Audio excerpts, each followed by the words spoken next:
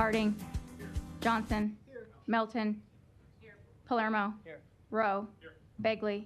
Mr. President. Here. Please rise for the pledge, and I'll provide the opening remarks.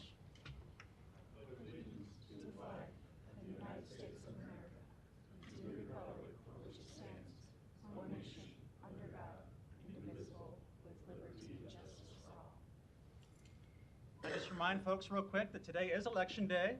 If you haven't gone out and done your civic duty, please do that today. It's important we hear from everyone and everyone weighs in. The polls are open until 8 o'clock tonight. If you need more information about where your polling place is, vote DouglasCounty.com. I can tell you at my polling place this morning, it was pretty much me and the governor standing in line to vote at 8 o'clock in the morning. So I'm hopeful turnout gets a lot better than that this afternoon. So please remember to do that and weigh in on some very important local races and state races and some very important city bond issues too. Thank you. An affidavit of publication is on file for the pre-council and city council meeting, and a current copy of the Open Meeting Act is posted in a white binder on the east wall of the legislative chambers. Good afternoon and welcome to the Omaha City Council. We're pleased to have you here today. Look forward to hearing your remarks on our many agenda items. First, we will have a proclamation by Councilman Harding. Thank you, Mr. President. Dave and Leslie, would you mind coming up, please?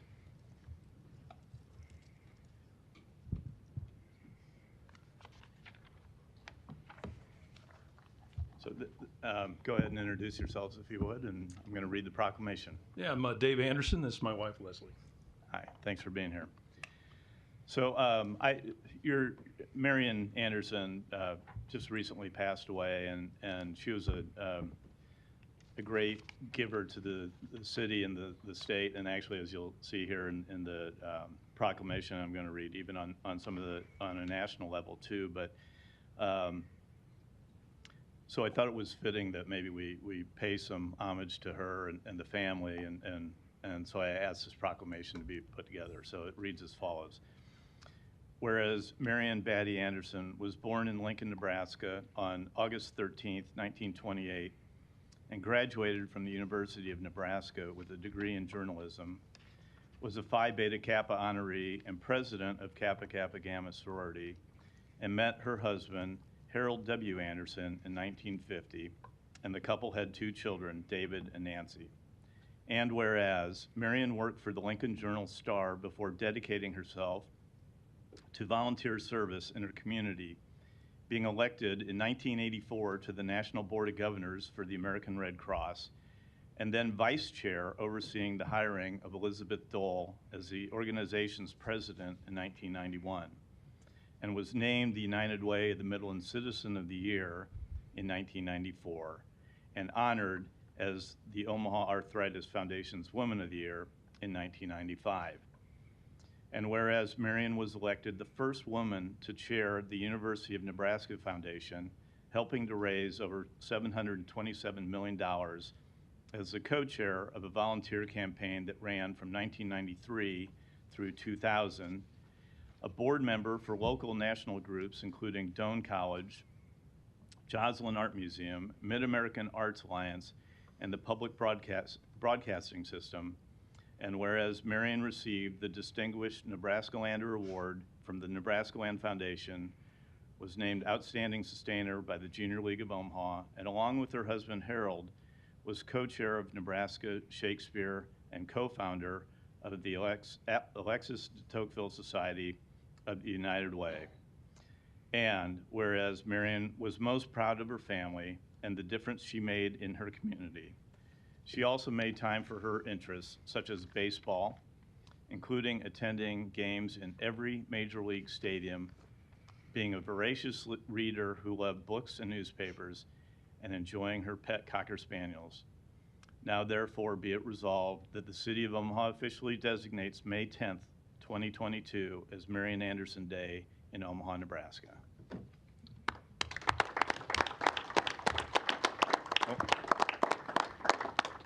Before you, I'll open the mic if you'd like to share anything, but before you do, I want to, one thing that was mentioned a little bit or referenced here was her love for her pet Cocker Spaniels, and I would tell you, it's kind of a long story. I won't tell it, but I'll at least refer to the reason the city of Omaha's ordinance now allows for 3 dogs is because of Marion Anderson. So if you want the full story, I can give it to you later, but David and Leslie both know it, so the mic is yours. Well, thank you very much, Councilman Harding and council members. This is a great honor, and we really appreciate it. Speaking for my family, my sister Nancy couldn't be here today. She had to head back to her home in Denver, but she was thrilled to hear about this too.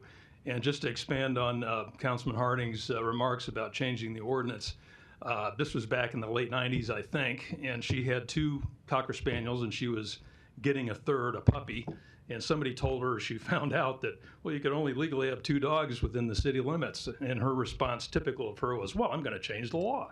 And she did. And she had a secret, of course, I think she worked with you, Councilman Harding, when you were working for Hal Dobb at the time to draft things. But she came down and testified, and she had a secret ally in Mary Cornett, who it turns out had like 3 or 4 dogs of her own at the time, probably illegally, but hey. And Mary spoke passionately, and in addition to my mother, to change the ordinance, and they got it changed. So this is a fitting tribute to her, and we thank you very much. She was an influencer and a doer. She was all about other people and helping to solve problems and getting things done, and that's what she did. She got things done. So on behalf of the Anderson family, thank you very much. Thank you. I love that story too. She was a constituent of mine too, and a delightful person. That fits her perfectly as to her community involvement and her stick-to-itiveness on issues and things she cared about. So thanks for sharing her with us. Yeah. Thank you.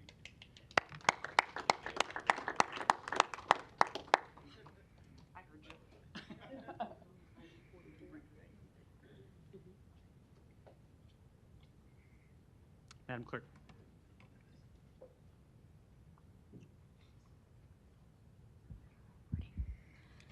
Items 6 and 7 can be considered together for Foxley Industrial Park Replat 5, located at 4910 F Street. Planning Board and Planning Department recommend approval. Items 6 and 7, resolutions to approve the preliminary plat and final plat. Public hearing and vote on number 6 and 7 are today. Proponents, please. Members of the council, Douglas Dreesen, 10836 Old Mill Road, appearing on behalf of the applicant, here to answer any questions you may have. Thank you. Thank you. Any other proponents?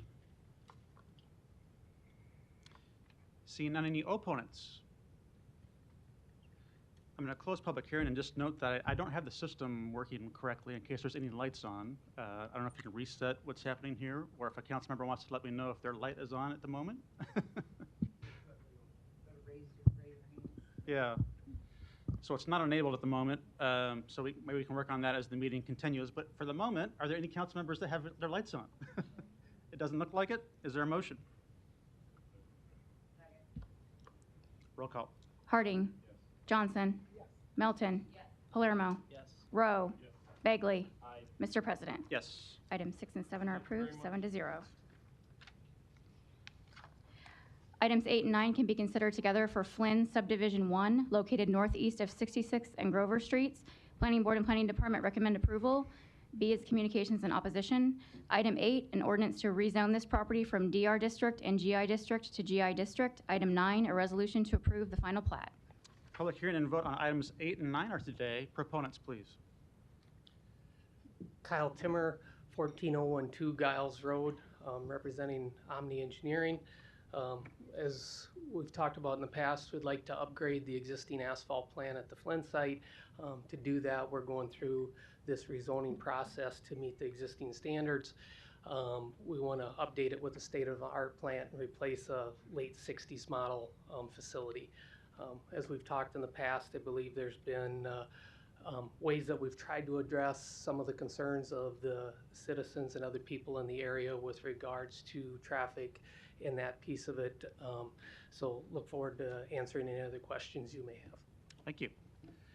Any other proponents today? Seeing none, any opponents? I know we have a couple by Zoom. Any opponents in the audience today? If not, we'll go to the Zoom opponents. Mr. Hancock, we'll get you off mute here in a second.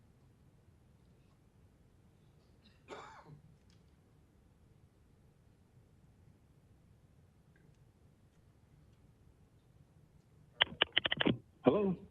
Yeah. Name and address, please.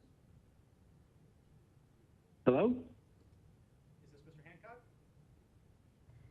don't think there's your microphone.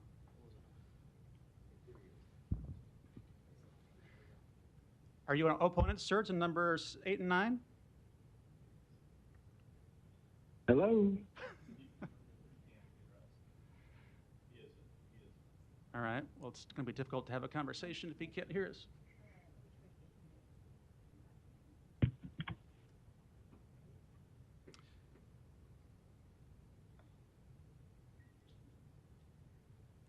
Okay, I see Mr. Hancock reconnecting here. Okay, Mr. Hancock. Hello? Hello? Now we got two. We have two off mute at the moment, I think that's the problem. Okay, I think we're, Mr. Hancock, can you hear us? How about Mr. I'll call him Mr. K. Is Paul, are you available? Well. Okay. All right, Paul, can you hear us?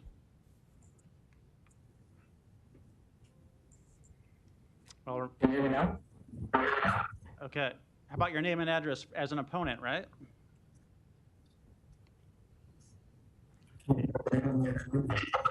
Well, we can't understand your audio, so maybe we'll try and come back to you. We'll try Mr. Hancock one more time, and otherwise we're going to have to move on. Okay, Mr. Hancock, can you hear us? Good afternoon. All right. Name and address, please.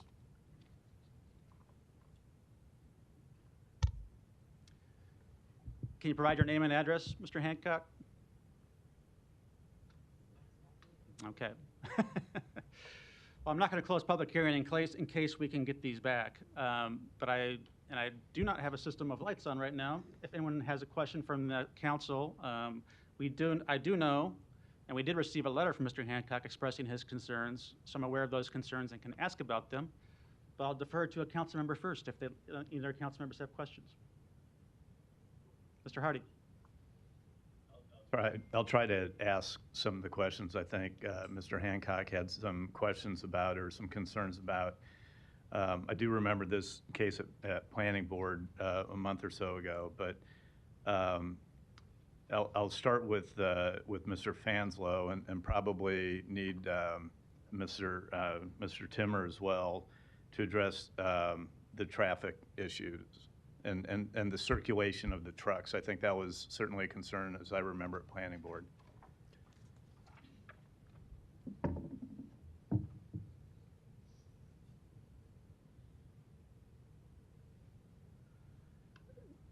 Kyle Timmer, 14012 Giles Road.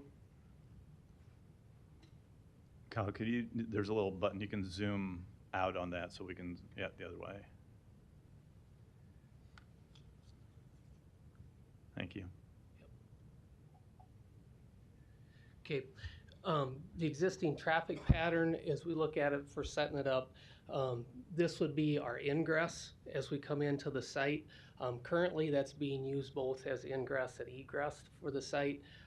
As we move forward, the west part of the property, we own a 15-foot stretch there, would become our egress as we go out. Some of the reason for the change in what is happening there is with going to the updated standards, we are going to be required to eliminate this area along the edge because of the Corps of Engineers and the permitting process that comes along with that. So for traffic pattern and traffic flow, to be able to bring it in there, it would create a significant bottleneck along this area where that's only about 17 foot wide at the moment. So currently, I mean, this is a currently being utilized as an ongoing operation. How many trucks a day are there currently? There was probably in the range of 100 trucks a day as we look at it.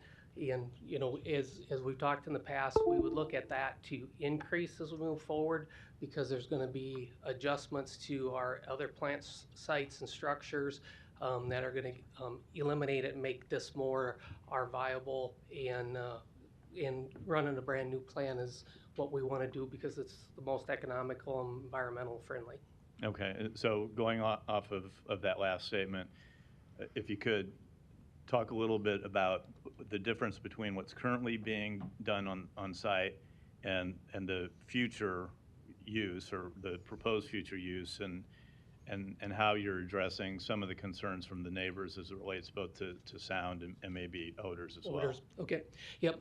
The new plant will have an internal burner to it. It's a counterflow drum, where the existing plant has an external parallel flow drum burner, which makes it quite a bit louder. So the new plant will reduce the noise that happens at the site from the plant perspective. We also will look at upgrading to the noise, I call them squawk boxes instead of the beep, beep, beep, for our backup alarms for the equipment that operate on the site, to help the white noise, I believe is what they're kind of called, from a backup alarm and safety perspective. As you look at the rest of the site, when it comes to odor, we'll be putting on a charcoal filter on our oil tanks. Most of the odors that come from an asphalt plant are on the AC tanks themselves and happen when we either bring oil in and pump into them because there's air relief that needs to come out of the tanks. The charcoal filters helps eliminate and reduce the odors. Those are things that we do not currently have. But the capacity of the new site or the new plant will be how much greater than what's currently being produced there? The capacity of that plant itself would be able to double what we are actually doing right now. Mm-hmm. And so, but I think your explanation is that you think you've addressed the issues as it relates to both sound, even with the increase of capacity or output production, that sound and odor are being addressed to a level that it should be less than what it is today? Yes, that's what we believe. Okay. And I'm sorry that Mr. Hancock can't ask the questions. I'm trying to go off of his letter as much as possible, but thank you, Mr. Timmer. I guess, Mr. Stubbe, could you maybe address some of the traffic issues that Mr. Timmer brought up? I think was there a traffic study done, or was one required?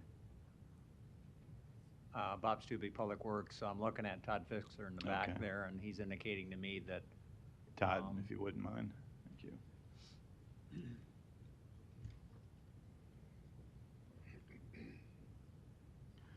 Todd Fixler, Public Works. I am not aware of a traffic study that was done for this location. But based upon Mr. Timmer's explanation of the traffic that exists today and what would exist in the future, especially I think with the circular route that's now being proposed rather than using one point of access and egress, should address some of those traffic concerns. It should reduce the concern over the increase by allowing that circular drive. That's correct. And I should have asked Mr. Timmer, maybe I'll ask you if he needs to jump up again, that's fine, but he mentioned something about the backup beepers and using some other sound signal. With the circular route, will there be less backups? That should reduce that. Again, I'm not familiar with the operation at this location, but certainly if the trucks don't need to back up in reverse direction to exit back out, that should reduce that noise concern. All right, thank you, Mr. Fitzer. You're welcome. I think that's it for now that I have. Thanks. Thank you. So council members know, I think the light system is now working. We don't think the audio system is working, however, but do you want to try it one more time? All right, we'll try it one more time, Mr. Hancock. Otherwise, I do have a couple more follow-up questions along the lines that Councilman Harding was asking. Looks like that's not happening.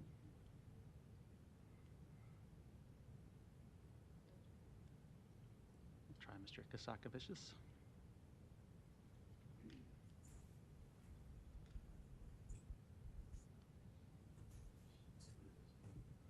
Okay, Zach.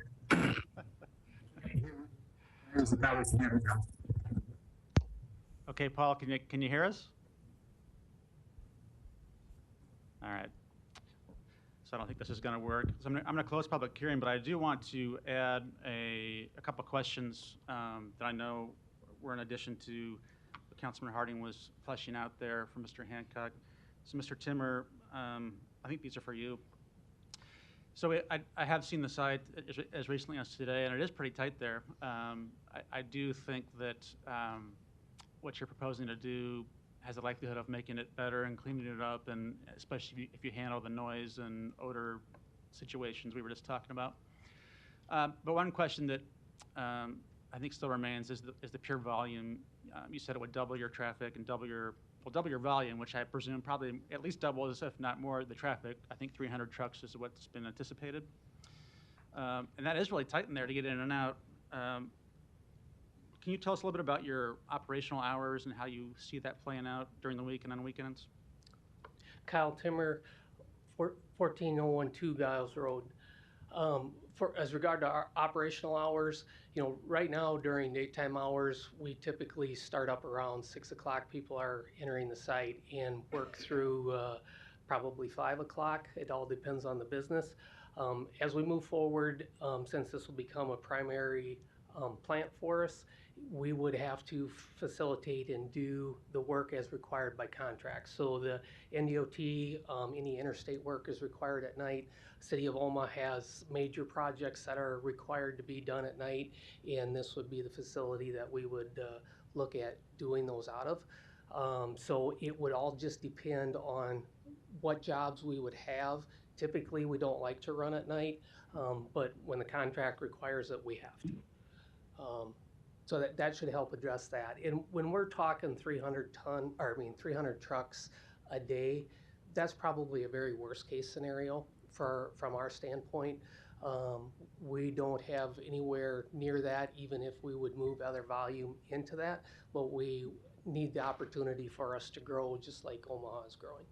Okay. And so the anticipation or the expectation is that the business hours during the week are 6 a.m. to 5 p.m. with trucks. Yep. Only when you have specialized contracts could there be something different during night that requires the delivery of correct asphalt, I presume. Correct. Okay. How about on weekends? Weekends we run Saturdays now. Sundays we typically don't unless it gets to the late fall where you have to meet the deadlines of the contracts, and that would be something that would come into play. Okay. And Saturday is 6 to 5 too? Yep. All right. And then Mr. Fanslow, this might be for you. This is a rezone and a final plat. I don't think there's actually operational hours attached to these that we are approving. It's more of a verbal conversation we're having and an expectation that you reviewed within the planning department, right? Yeah, Dave Fanslow, City Planning, that's correct. It's a simple plat and rezone, so there's no operating statement or anything that came along with that request. Okay. So there's nothing to amend in that regard, but if you're committing to me today on the record that that's what we're going to see actually happen 6 a.m. to 5 p.m., but for the extraordinary contract, I'd like to hear that. That's your confirmation. Yeah, I mean, that's what we would like to run as our typical hours. If contracts require us to run at different times, then that's what it would be. Okay, thank you. Mr. Harding, you're recognized. Thank you, Mr. President. I was kind of going, that's where I was going to go back to, but it is interesting. So the reason this is on our agenda is because there was some split zoning on the site. And so when the request came in, we needed to clean the zoning up so it wasn't GI and DR. It's just going to be all GI now. But that gave us, the city, the opportunity to have the conversation with Mr. Timmer and his organization to kind of ask for some of these other considerations, as well as what Council President Festerson just asked of you on the record, as well as what we had talked about earlier about some of the noise and odor,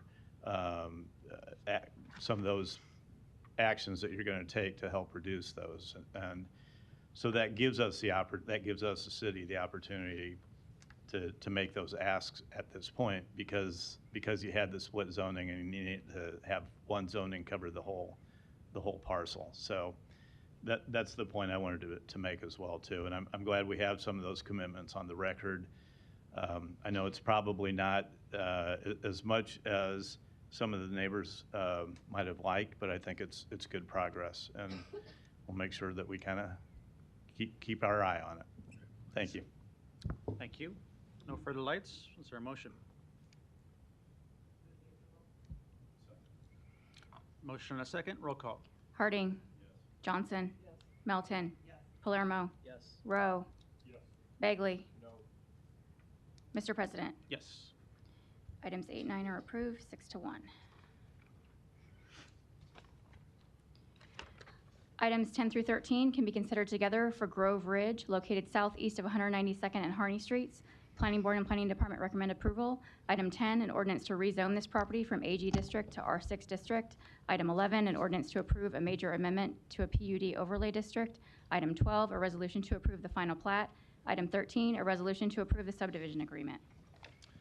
Public hearing and vote on items 10, 11, 12, and 13 are today. Proponents, please. Thank you, Mr. President, members of council. Brent Beller, 1140 West Center Road. On behalf of the applicant, with me today is both Jack Schrager and Riley Soderquist, part of the development applicant, along with Kyle Hossey with E&A Consultant Engineering. So before today is request for our final plat and our PUD, just to give you a little bit of orientation.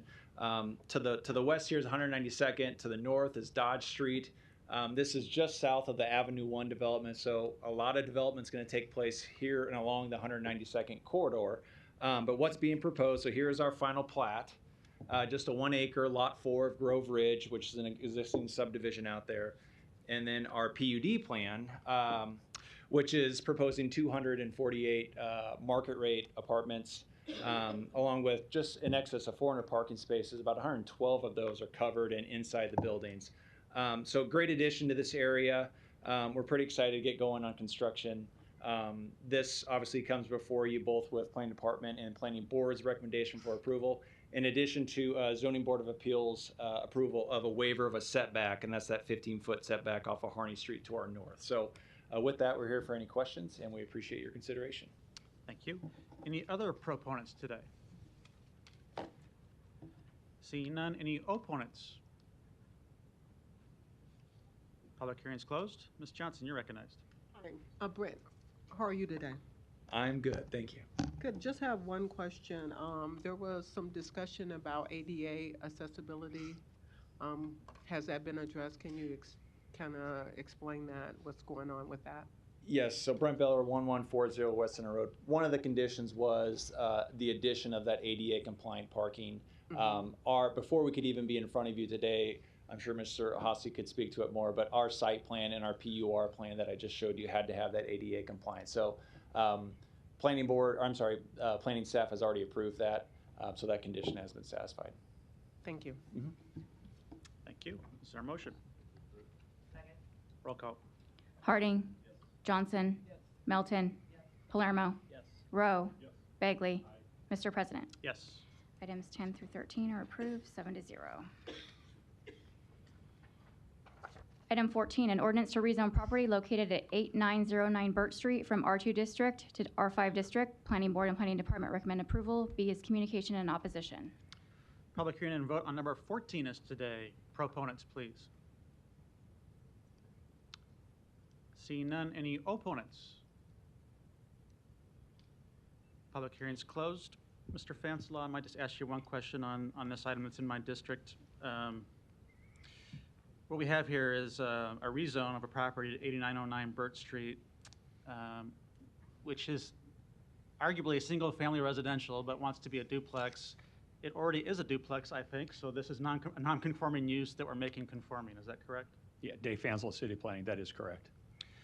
And as we talked about this morning, I did receive one communication in opposition from a neighbor there. I think mostly along the lines, though, that the property has had some code infractions in the past and concerned about that. And so what they had hoped to do is make sure that gets enforced. And by function of us approving this today, this owner will have to show they're in compliance with city code and also then register with the rental registry. Is that correct? That is correct. There's ongoing code issues with the house that I guess predated the current owner. So ownership changed hands. The current owner is working with staff in code enforcement to address those code comments. And from what I understand, they've already submitted their application for rental registration. Okay, good. So from your perspective, this becomes conforming and then is also regulated under that code compliance ordinance? Correct. Thank you. No further lights. Is there a motion? Motion and a second. Roll call. Harding. Johnson. Melton.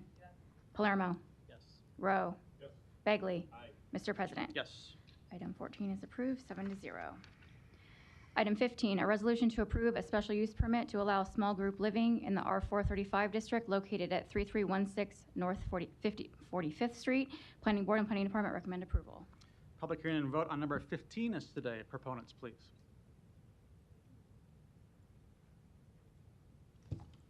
Hello. Hi.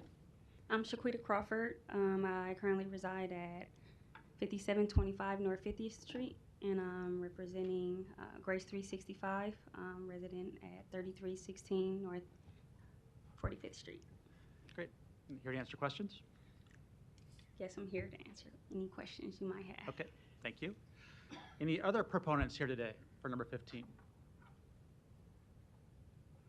Seeing none, any opponents? Public hearing is closed. Ms. Johnson, you're recognized. Yeah, Shaquita, thanks for coming this afternoon. I did try to reach out to you over the weekend. I didn't get an answer or anything like that. But if you can kind of give me a flow or a vision or a walkthrough of your facility, I would greatly appreciate that. Yes, ma'am, absolutely. Can you just pull that microphone down a little bit? Oh, there you go. Yeah.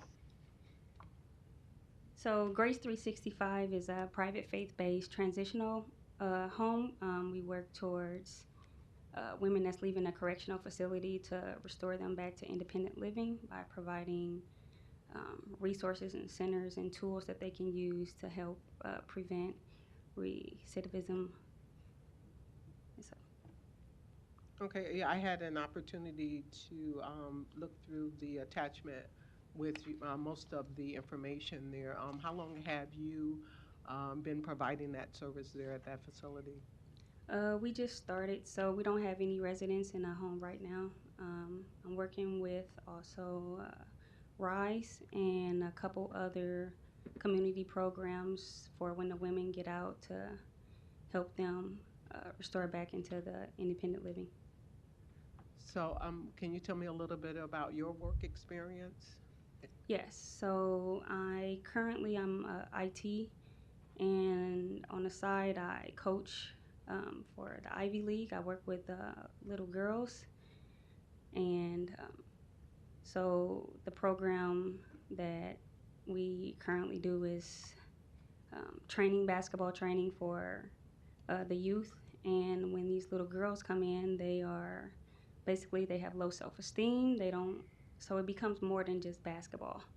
So when I convert that to the home for the women that's getting out of the correctional facilities, they're just broken little girls that suffer from broken consciousness. And so the program is basically to restore them, to rebuild them, and also govern through Christian values to help them back into independent living. Thank you. I think this is a great opportunity for the young women that you're going to be providing this service to, and really appreciate that willingness to work toward achieving the goal here at this institute or facility. I'm going to go ahead and move that we approve this, and thank you for coming. Thank you. Motion and a second. No further lights. Roll call. Harding. Johnson. Yes. Melton. Palermo. Yes. Rowe. Yes. Bagley. Aye. Mr. President. Yes. Item 15 is approved, 7-0. Item 16, to consider a Class C liquor license for 10 Forward located at 7224 Maple Street. A is communication from the Planning Department regarding permits for the outdoor area. Public hearing and vote on number 16 is today. Proponents, please. Yes, good afternoon, Mr. President, members of the council. Sean Kelly, 2804 South 87th Avenue. Appearing today on behalf of the applicant.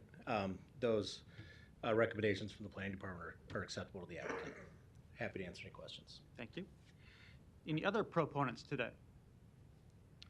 Seeing none, any opponents?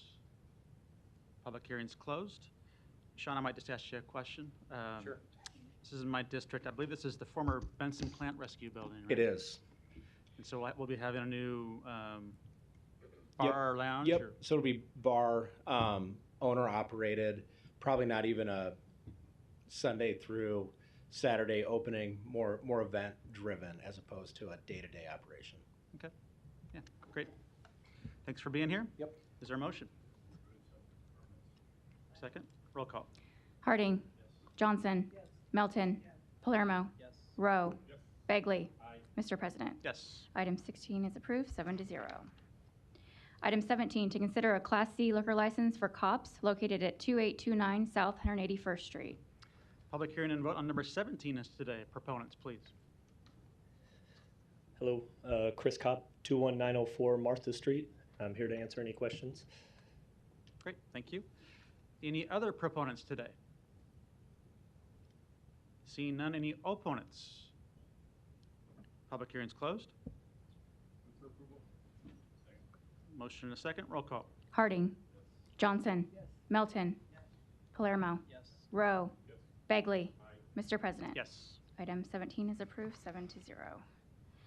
Item 18, to consider a Class I liquor license for Beach House Bar and Grill located at 5338 North 103rd Street. Public hearing and vote on number 18 is today. Proponents, please. Good afternoon. My name is Julie Engel, 4924 Parkview Drive in Omaha, and I'm here to answer any questions. Thank you. Any other proponents today? Seeing none, any opponents? Public hearing's closed. Roll call. Harding. Johnson. Melton. Palermo. Rowe. Bagley. Mr. President. Yes. Item 18 is approved, 7-0. Thank you very much. Thanks. Item 19, to consider a special designated liquor license application for Chevy's located at 2607 North Main Street for an outdoor beer garden on June 10th from 6 p.m. to 12 a.m. with music until midnight. Public hearing and vote on number 19 is today. We have our proponent by Zoom, so we'll try this one more time. Mr. Edelman, we'll see if we can get you off mute here in a second. Okay, try that.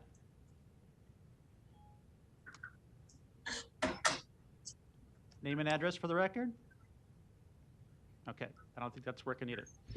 Any other proponents on number 19 today? Seeing none, any opponents? Public hearing's closed. Mr. Harding, you're recognized. Even though Mr. Edelman can't make any comments, this is an annual event, and I think it's it's well received and run properly. So I'll go ahead, even though he can't make any comments, and move for approval. Second. Thank you. I agree, and I would just say we apologize to our Zoomers that weren't able to chime in today. We'll look into the system and get this corrected for next week. But I agree that's the case on this one too. There's a motion and a second. Roll call. Harding. Johnson. Melton. Palermo. Rowe. Bagley. Mr. President. Yes. Item 19 is approved, 7-0. Consent agenda. Any member of the City Council may cause any item placed on the consent agenda to be removed. Items removed from the consent agenda shall be taken up by the City Council immediately following the consent agenda in the order in which they were removed, unless otherwise provided by the City Council Rules of Order. Council members have requested that item number 20 and 24 be removed from the consent agenda. So first we'll start with the public hearing on agenda items number 21 through 23, and that was held on May 3rd. Is there a motion? Second. No further lights. Roll call. Harding. Johnson. Melton. Palermo. Rowe. Bagley. Mr. President. Yes. Items 21 through 23 are approved, 7-0. So now we'll move to item number 20 on the agenda. Go ahead. An ordinance to accept the bid from the office cleaners for janitorial services for the traffic maintenance facility at a cost of $11,260 per year. A is communication and opposition. Ms. Johnson, I believe you requested this one be removed? Oh, I did. This question is for Mr. Curtis.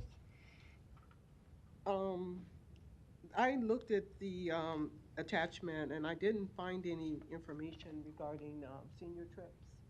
And I kind of needed to know where are those senior trips being provided?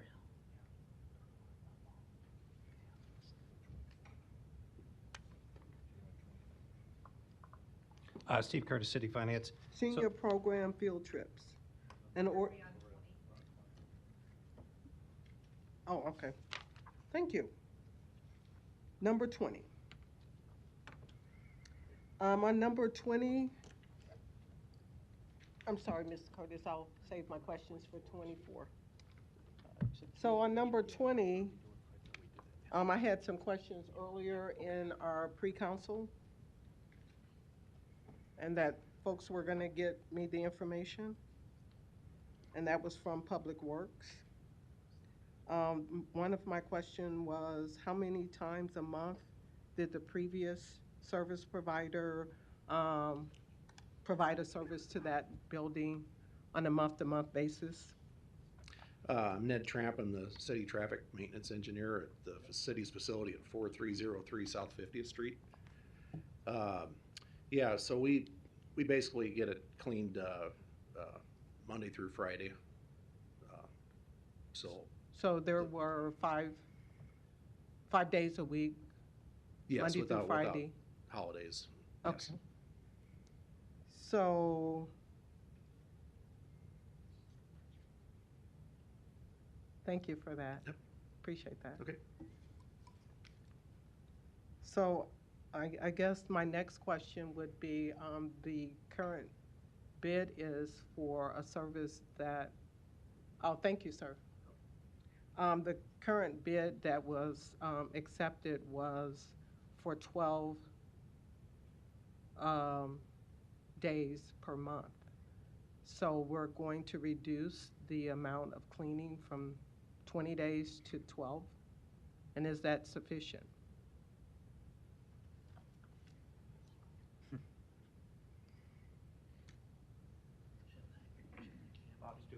Works, and Ned can add to this, but from what I understand, what we're currently getting under this new contract is exactly the same as what was provided with the previous contract. It is a level of service that is consistent with what is put out by the Omaha Douglas Purchasing Department. So it is essentially a standard level of service that's provided with regard to cleaning, and Ned can chime in here if I'm incorrect with some Yeah, of that my was statement. what was indicated to us from Douglas County Purchasing, that these are the standard cleaning. These are the standard cleaning contracts that are going out now, that are being bid on for our city facilities. So in the event that we're at a facility such as this and there's an accident, a normal bodily function takes place in the bathroom, what happens then when that's on one of the days that there's no cleaning? Well, we have 60 individuals at the facility there. We usually would pick up the slack or any cleaning that needs to be done ourselves. So are they aware of that? Basically, yes. So, because I'm concerned about if something goes not done where in the past it has been done on a day-to-day basis. Yeah, we've had a contract before this current contract here where there were several nights we weren't getting cleaning done. I mean, it was just, they just weren't showing up. So we've had times in the past where that's happened. So the remedy is to reduce the number of days versus? I don't believe that's the intent there. It's just that that's what the bid was as far as what this contract. The purchasing mentioned that all of our city contracts were basically on the same format. And that's what we're trusting their judgment with. My colleagues down here have a few questions that they'd like to ask as well, so I'm going to give them the floor, and then we can come back with my questions. Okay. No questions. I just wanted to note that from what you said, I pulled the contract up because it's part of our agenda, and the contract says under B, hours of work, cleaning services are to be performed during the period from 5 p.m. to 6 a.m. Monday through Friday of each week. So it sounds to me like you're getting the same services that you had Monday through Friday. Yes. Okay. Well, thank you. Thank you. When I look at the bid says in the chart that these services are going to be provided 12 days a week and not 20. Mm-hmm. So they will not. No, it says 12 days a week. 12 days a month. That's what's in the document. Is that correct? Yes. Okay, so we're operating a business for 20 days on average a month. So that would leave 8 days that would not, the cleanup would not take place, correct? Well, those can be adjusted. If something isn't getting done that's up to the current standards, this can be adjusted. Either Okay. through a contract change or something like, to that extent. But it also states in the bid that for the first 3 years, that there would not be any change in the price that was offered in the bid. That's correct. So how could they possibly change? Would there be no charge Well, to that? we would facilitate that change with the contractor if needed. So a year from now, 2 years from now, we won't have your company coming up and saying that there needs to be a change in the price structure, because it says that you have to have, it locks you in at a 3-year period. Yes, it does state in there that they do have the ability to adjust the prices per year. For the first 3 years?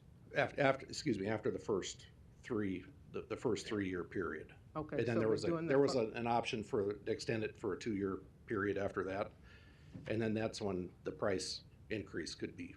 Right, but during the first 3 facilitated. years, you're pretty locked on that Yes. bid that you provided. Yes, So if anything were to happen, you would still be locked into that price, is that correct? that is correct. Okay. Just want that on record. Yeah, okay. Thank you. Mr. Rowe, you're recognized. Thank you, Mr. President. I think there's some confusion on the contract and on the specs. I pulled it up as well, and I think what Councilmember Johnson is looking at is attachment number 1. And it's a breakdown on a unit of measure of the contract on a monthly basis. So there's 12 months that they're going to be providing services at $855 per month for an extended price of $10,260. I don't think their intent is to clean 12 times a month. I think the contract spec calls for cleaning 5 days a week, every week, with the exception of a few holidays. So I think there's just some confusion there, because there's also, there's 4 quarterly cleanings that have to be done, 2 semi-annual cleanings that have to be done, and then an annual cleaning, which entails some more detailed work, to come to the extended price of $11,260. So I think there's just some confusion on how the contract is being priced out.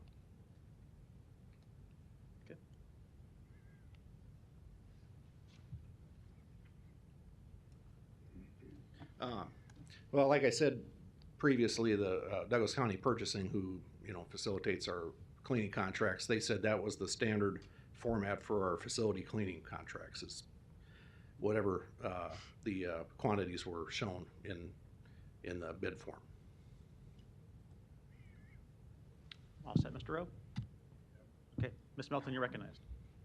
Oh, thanks. Actually, I was just going to clarify the same thing that Mr. Rowe said. It's part of the contract that cleaning is required 5 days a week, so Yes, they're gonna have to get that done. And then there's additional cleanings as well for the price. that is correct. Yeah, Okay. annual and semi-annual, quarterly. Yes, and it's all broken down in that, I see in the contract, so, thank you. Okay. Thank you. No further lights. Is there a motion? Roll call. Harding. Johnson. No. Melton. Palermo. Rowe. Bagley. Mr. President. Yes. Item 20 is approved, 6-1. Item 24, please. Item 24, an ordinance to authorize the purchasing agent to issue a purchase order to Chief School Bus Service to provide bus service transportation for summer recreation programs. Mr. Bagley, you're recognized. Thanks, Mr. President. Matt, I'm going to get your last name wrong, Matt. Parks? What they said. Matt, you got a second. A couple questions for you. Were the camps held, so 2 years ago, COVID canceled the camps, correct? Matt Kalsovich, City Parks and Rec. Yes, that is correct. 2 years ago, there were no camps held. Okay, and last summer? Last summer, we resumed function and didn't have full capacity, but offerings were very similar to pre-COVID. Okay, and what's 2022 summer looking like coming up here for numbers-wise compared to the last 2 summers? Yes, happy to share that our capacity, we've filled on what we have available at the 4 camp locations. We are still in need of a few counselors in spots. Our leadership is set, but we have a couple of places where people maybe who are still looking for work would have opportunity with camp counselor positions. How many spots for the camp counselors are you down right now, is it today? Across the 4 camps, it's between 8 and 10. Okay, and those are leadership positions for kids coming out of high school, typically to take those, right? Correct. We're looking mostly for camp counselor and above, our assistant manager and manager to be 18 and older. So yes, out of high school, early college, but definitely looking to talk to anybody who's interested and think they're a good fit for that type of position. Okay, and I know you and we didn't talk about this in pre-council, but I caught you this afternoon. And I wanted to just thank you for your efforts on this, because I can tell you my kids attended Hummel Camp. This is years ago, but I remember how great of an experience it was for them and as well the other kids that attended that. And I'm glad to hear that things are getting back to its full steam ahead, as you said, for this summer. So again, thanks for your efforts there. And if there's any folks out there listening, I can share a little story. I was in Council President Fesserson's district right after I got on the council, and I was at Tiger Tom's having a cheeseburger, and there was 8 or 10 kids back there, and they had their camp shirts on. I went and chatted with them, and I had a good conversation with them, and they talked about if you have sent kids to those camps, those songs get stuck in your head. So I quizzed some of those camp counselors, and they just went to town on the beaver crawl and all these other things. So anyway, I hope if there's kids out there that want an opportunity for leadership, that they contact the city of Omaha, because there's still chances to get that. And it's great. It's a lifetime that those kids will take it with them. And I know as a parent, I enjoyed it. My dad and mom went, and great opportunity. So thanks, Matt. Thank you.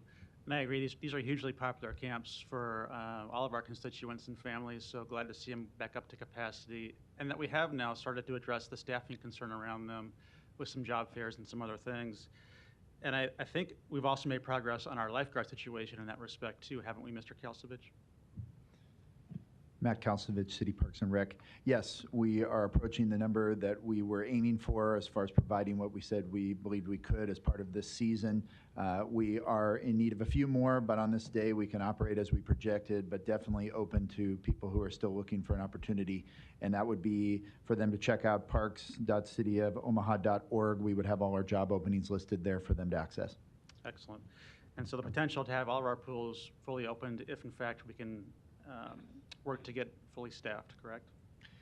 Yes, all 15 of our outdoor pools would be open for a portion of the summer. We're projecting that right now. Again, the more help we can have, the better, and the more opportunity we'll have for people to enjoy. Thank you. Ms. Johnson, you're recognized. Yeah, I'm going to follow up on my earlier question regarding the senior camps. I think this program, no doubt, it does provide a very beneficial opportunity for all the citizens of Omaha, Nebraska, although many of individuals are not aware, and especially our senior program are not aware of some of those trips. So if I could get a list of those so that I can share that with the community, I would greatly appreciate it. Matt Kalsovich, City Parks and Rec. Yes, I can send that to you for distribution, and we do have information about that that we can have, part of which, and we'll make sure is available on our city website as well. Thank you. Thank you. No further lights. Is there a motion? Second. Motion and a second. Roll call. Harding. Johnson. Melton. Palermo. Rowe. Begley. Mr. President. Yes. Item 24 is approved, 7-0. Council members have requested that number 44 be removed from the consent agenda. So first, we'll start with the public hearings on the agenda items number 25 through 43. If you wish to address the City Council regarding these items, please come to the microphone, indicate the agenda item number you wish to address, identify yourself by name, address, and who you represent, and if you are a proponent or an opponent. Hi, Alex O'Hanlon, 3010 Lincoln Boulevard. I wanted to address items 38 and 39 and 40 as a proponent. These are to fund lead remediation. I just think these are really good programs, and I hope we can use these types of programs as an example of other types of programs to implement as we develop our climate action plan moving forward. I also wanted to comment on items 40 and 41. 41 and 42. These are home improvements for housing east of 72nd. I know I come up here a lot to talk about things I don't like, so I just wanted to take some time to talk about things that I do like. So I also like these agenda items. I really like these programs, and I would love to see more programs like this or the expansion of these programs as part of some of the strategies that we move forward with after our after our affordable housing action plan. So that was all. Thank you. Great. Thank you. Anyone else on items number 25 through 43?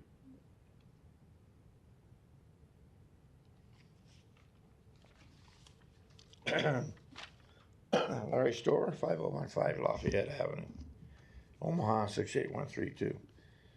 I am a little bit of hearing, but I have trouble hearing you, Mr. Festerson, and I did want to ask, first of all, about the last item, if pulling something out brings it into a public hearing or not. It does not.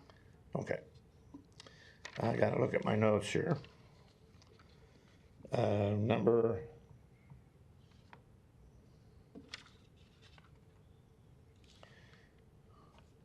I'm sorry, this is number 48.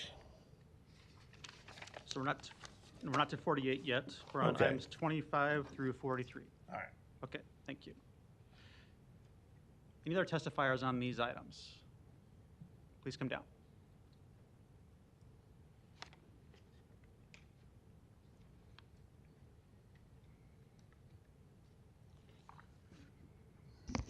Good afternoon. My name is Christopher Geary for Resolution 37. I've never been in a city council meeting before. I just wanted to come in and say hello, and if you had any questions, my address is 405 South 16th Street. Definitely. Thanks for being here. And since we're proposing to have a street renamed or commemoratively naming of you, tell us a little bit about yourself and your background. Well, I'm a martial arts grandmaster. I've been teaching here in Omaha for almost 30 years.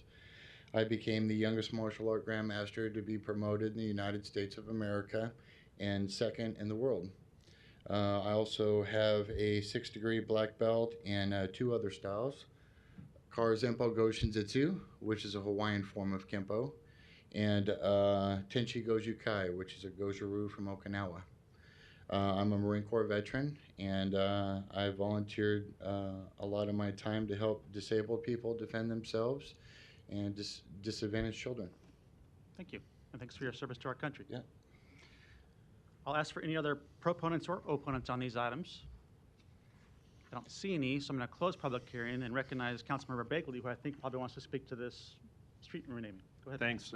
Thank you for being here and for your service to our country. And you touch on just a couple of the things that I was going to bring up. besides, you know, I watch guys like you in movies do it fake, but you're for real. Yeah. But thanks for all the education and training you've done for people that don't have the means to do it themselves. You volunteered your time on that. And where did you grow up down there in Field Club? Yes, Field Club. My parents live at 3526 Pine Street, and we moved from Des Moines, Iowa in the late 70s. So I spent most of my childhood there until I joined the Marine Corps in 90, and I went to Central High School.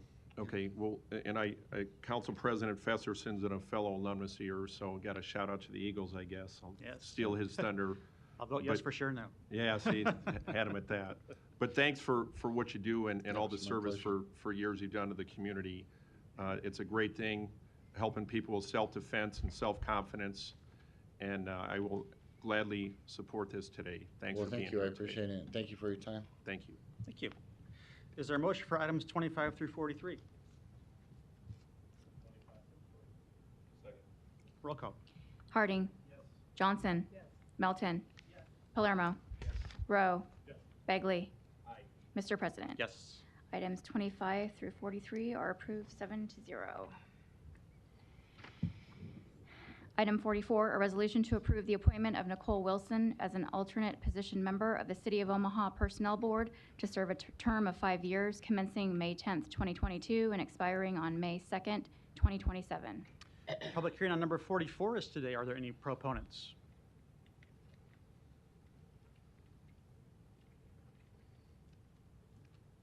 Deb Sander, Human Resources, here to answer any questions you might have. Thank you. Any other proponents? Seeing none, any opponents? Public hearing is closed. Mr. Bagley, you're recognized. Thanks, Mr. President. Deb, a couple questions for you, please. Good afternoon. Can you just give, for people out there listening today, there's 5 on the Personnel Board, correct? Yes, 5 permanent members and up to 3 alternates. Yes, sir. Okay. And just briefly describe what the Personnel Board does. They do reviews of all things human resources or personnel. So if there's an employee that has an appeal, that would go before the Personnel Board. They review all ordinances that have to do with union contracts. They also review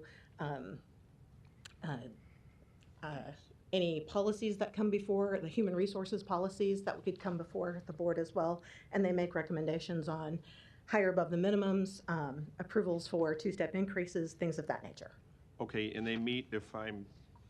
The last Thursday of the month at 9:30 in the morning. Once a month, okay. And so let's say that John Doe is one of the 5 on the committee, and John Doe can't be there the last Thursday at 9 a.m. Tell me how that process works. If one of the 5 is not going to be there, what the process is.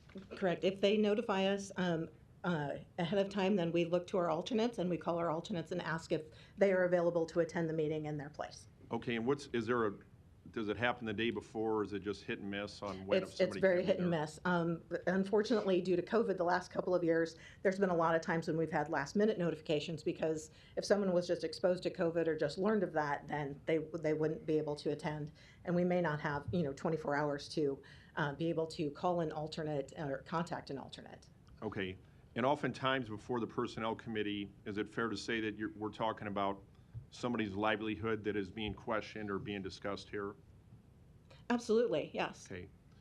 So the point I'm making is, and I've never met Ms. Wilson, who's nominated here today, but is there times where there's not enough people showing up of the 5 that you can't get one of the 3 alternates or 2 or 3 of the 3 alternates to show up so you have a committee of 5?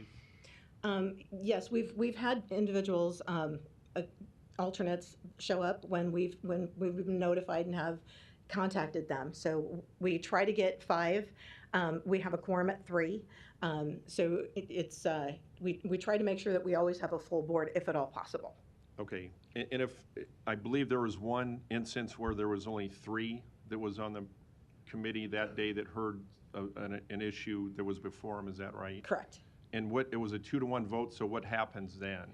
When there's a 2-to-1 vote, then anything that is sent forward to the city council would need a supermajority because there's a non-recommendation that goes with the 2-to-1 vote and needs 3 votes of the personnel board for a recommendation to the council, and then a simple majority of the council can approve whatever action. Okay, thanks appreciate explaining all that to me. And the reason I'm asking that is because, again, I've never met Miss Wilson, but it was my hope that she would be here, and I understand she had a circumstance that prevented her from coming today. But I think it is important that, especially on this board, where you're hearing oftentimes the livelihoods of an individual that's an employee of the city, that I think it certainly warrants the commitment. If Ms. Wilson wants to be an alternate, that means obviously if one of the 5's not there, that she or one of the other 2 alternates will show up. And I just was hoping to get her commitment in person today to say, yes, city council members, it is my commitment to you that if there's someone that's absent, then I'm going to make every effort to show up, recognizing the importance of what this board does. So again, I appreciate you just walking me through, and people that are out there listening today. These appointments come before the council all the time, but it's important that people understand what they are. They're serious positions and a lot of serious matters. So thanks for answering my questions. Yes, I did speak to Ms. Wilson, and she has a very flexible schedule. She works for the Salvation Army, and but you know that flexibility is for those Thursday mornings when our normal meetings would be. And she has attended, even though she knew her appointment isn't, you know, it hasn't been before you yet. She has come to a couple of different meetings just so that she can get the feel of the board and how it runs. So she's already attended in the audience at least the last 2 board meetings. Thank you. Ms. Johnson, you're recognized. Thank you, Mr. President. I just wanted to share my concern about having a diverse group on this committee. We talked last week about that the city supported diversity. Mr. Troy Anderson said that you guys were, the city as a whole is supportive of making sure that there's equity and inclusion in all aspects of city government. And so at this time, I'd like to talk about some things why it's important to have this.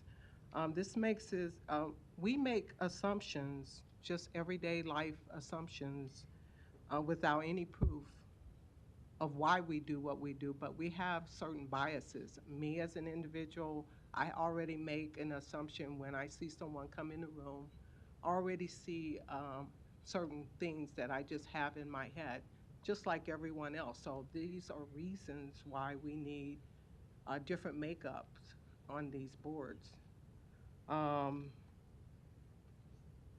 With our new millennials, and now we're having Mutual bring forth a large skyscraper to the Omaha area, echoing in on the need of diversity and retaining youth. And from where I sit, youth have no problem with identifying with people with different backgrounds, different ethnic groups. So to me, on this city personnel board, as well as others in the city of Omaha, I would believe that we would want to have a diversified committee. Currently, the makeup of our personnel board, and that's on the normal members, there are 3 white male, 1 white female, and 1 black or an African American person of color. And the alternates on this is 1 white female and 1 white male. And if we were to vote on Ms. Wilson today, that would be a second white female on this alternate personnel board. So when I look, and I did some research on definitions of racial and ethnic categories, we look at American Indians, we look at Asians, We look at Black, African American, Hispanic, Native, Hawaiian, or other Pacific Islanders, and white. And I really don't see that this board is made up of those individuals, the different ethnic categories that we have. And this is quite some concern of mine when we as a city are saying that we are looking at a diversified group, inclusion, and making sure that we have equity on all fronts. And this committee, this personnel committee, would be weighing in on the weighing in on policies and procedures. And so this is a huge concern. So I would not be able to support this nomination, although Ms. Wilson, her credentials are great. That's not my concern. My concern is that I would like to see, and I believe Omaha as a whole would like to see more in the description of the various categories that I mentioned. And that's the direction that I think we as a city should be looking at when we're filling all of these committees. Thank you. Thank you. Mr. Palermo, you're recognized. Thank you, Mr. President. Deb, while I have you up there, I want to ask you a question about just the personnel board in general. How would these names, and explain to me the process of how the city goes about selecting candidates to fill a vacancy? How does the process work? Anyone who is interested can go online and complete the forms that you have in front of you. And then once they complete those forms, if they meet the qualifications, if you're interested in being on or serving on the personnel board, you have to have some background in human resources or personnel in general to have that sort of understanding. That's part of the municipal code. And then those individuals are vetted through myself and Mr. Indenbosch, because he's the attorney for the personnel board. And if they meet those qualifications, then we make a recommendation to the mayor's office, and then the mayor's office also talks to those individuals, and then a resolution is brought before the council. Okay, and that's for most of the boards that are selected, correct? That's correct. Okay, so say for every 10 candidates that you have in front of you that you make the recommendation, how many of them are approved? Out of 10, the last 10 that you had? I believe every recommendation that we've brought forward has been approved. Okay. So, as my colleagues to my left said, and they both said it well, the problem with filling the gaps that we have as far as diversity on these boards, it's the beginning process. It's getting the word out on how do we get more people in the city across the board to apply for these jobs, because if they're not applying, and that's why I'm asking you the process, then they can't be selected. Especially if you're telling me 10 out of the last 10 that were brought forward were selected. And I know I've said this before, ultimately this is the mayor's responsibility to fill every one of these boards across the board, and there's lots of positions that need filled. And we hear that it's hard to fill them. It is, unless you don't have the right people looking in the right spots.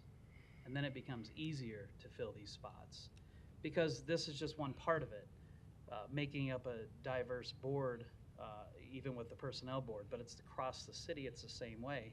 And then we have another issue, and this isn't your fault. I mean, you know, you explained to me the steps of selecting someone, but once they're selected, the other part of the equation is you have to get them to show up. And that's what I can't wrap my head around, because I've been asking this for so long. Is it so important to people to have this on their resume, or do they actually want to make a difference and make a change? Because the graph I have in front of me says they just want it on their resume. Because over the last 15 months, 9 months, we have not had 5 people on the personnel board. You got to have 5. That's how many should be there. Now, we can have a quorum with 3. So over the last 15 months, 9 of them months we were short. And out of them 9 months, it did take 3 alternates, or it took alternates 3 different times to equal that 5.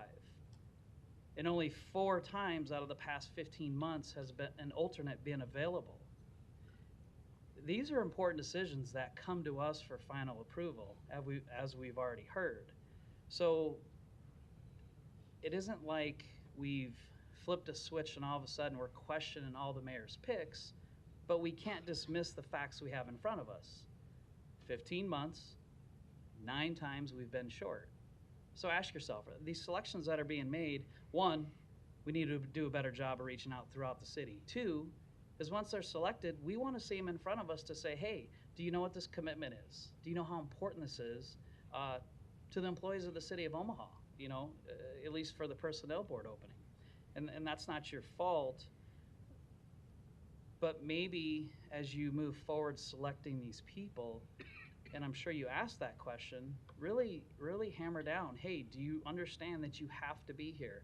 And I know there's circumstances that come up, and I think over the last 15 months, to be fair, it'd be really tough to have somebody there every single month, but 9 short out of the last 15, that's not acceptable in the city of Omaha. So we need to do a better job. Thank you.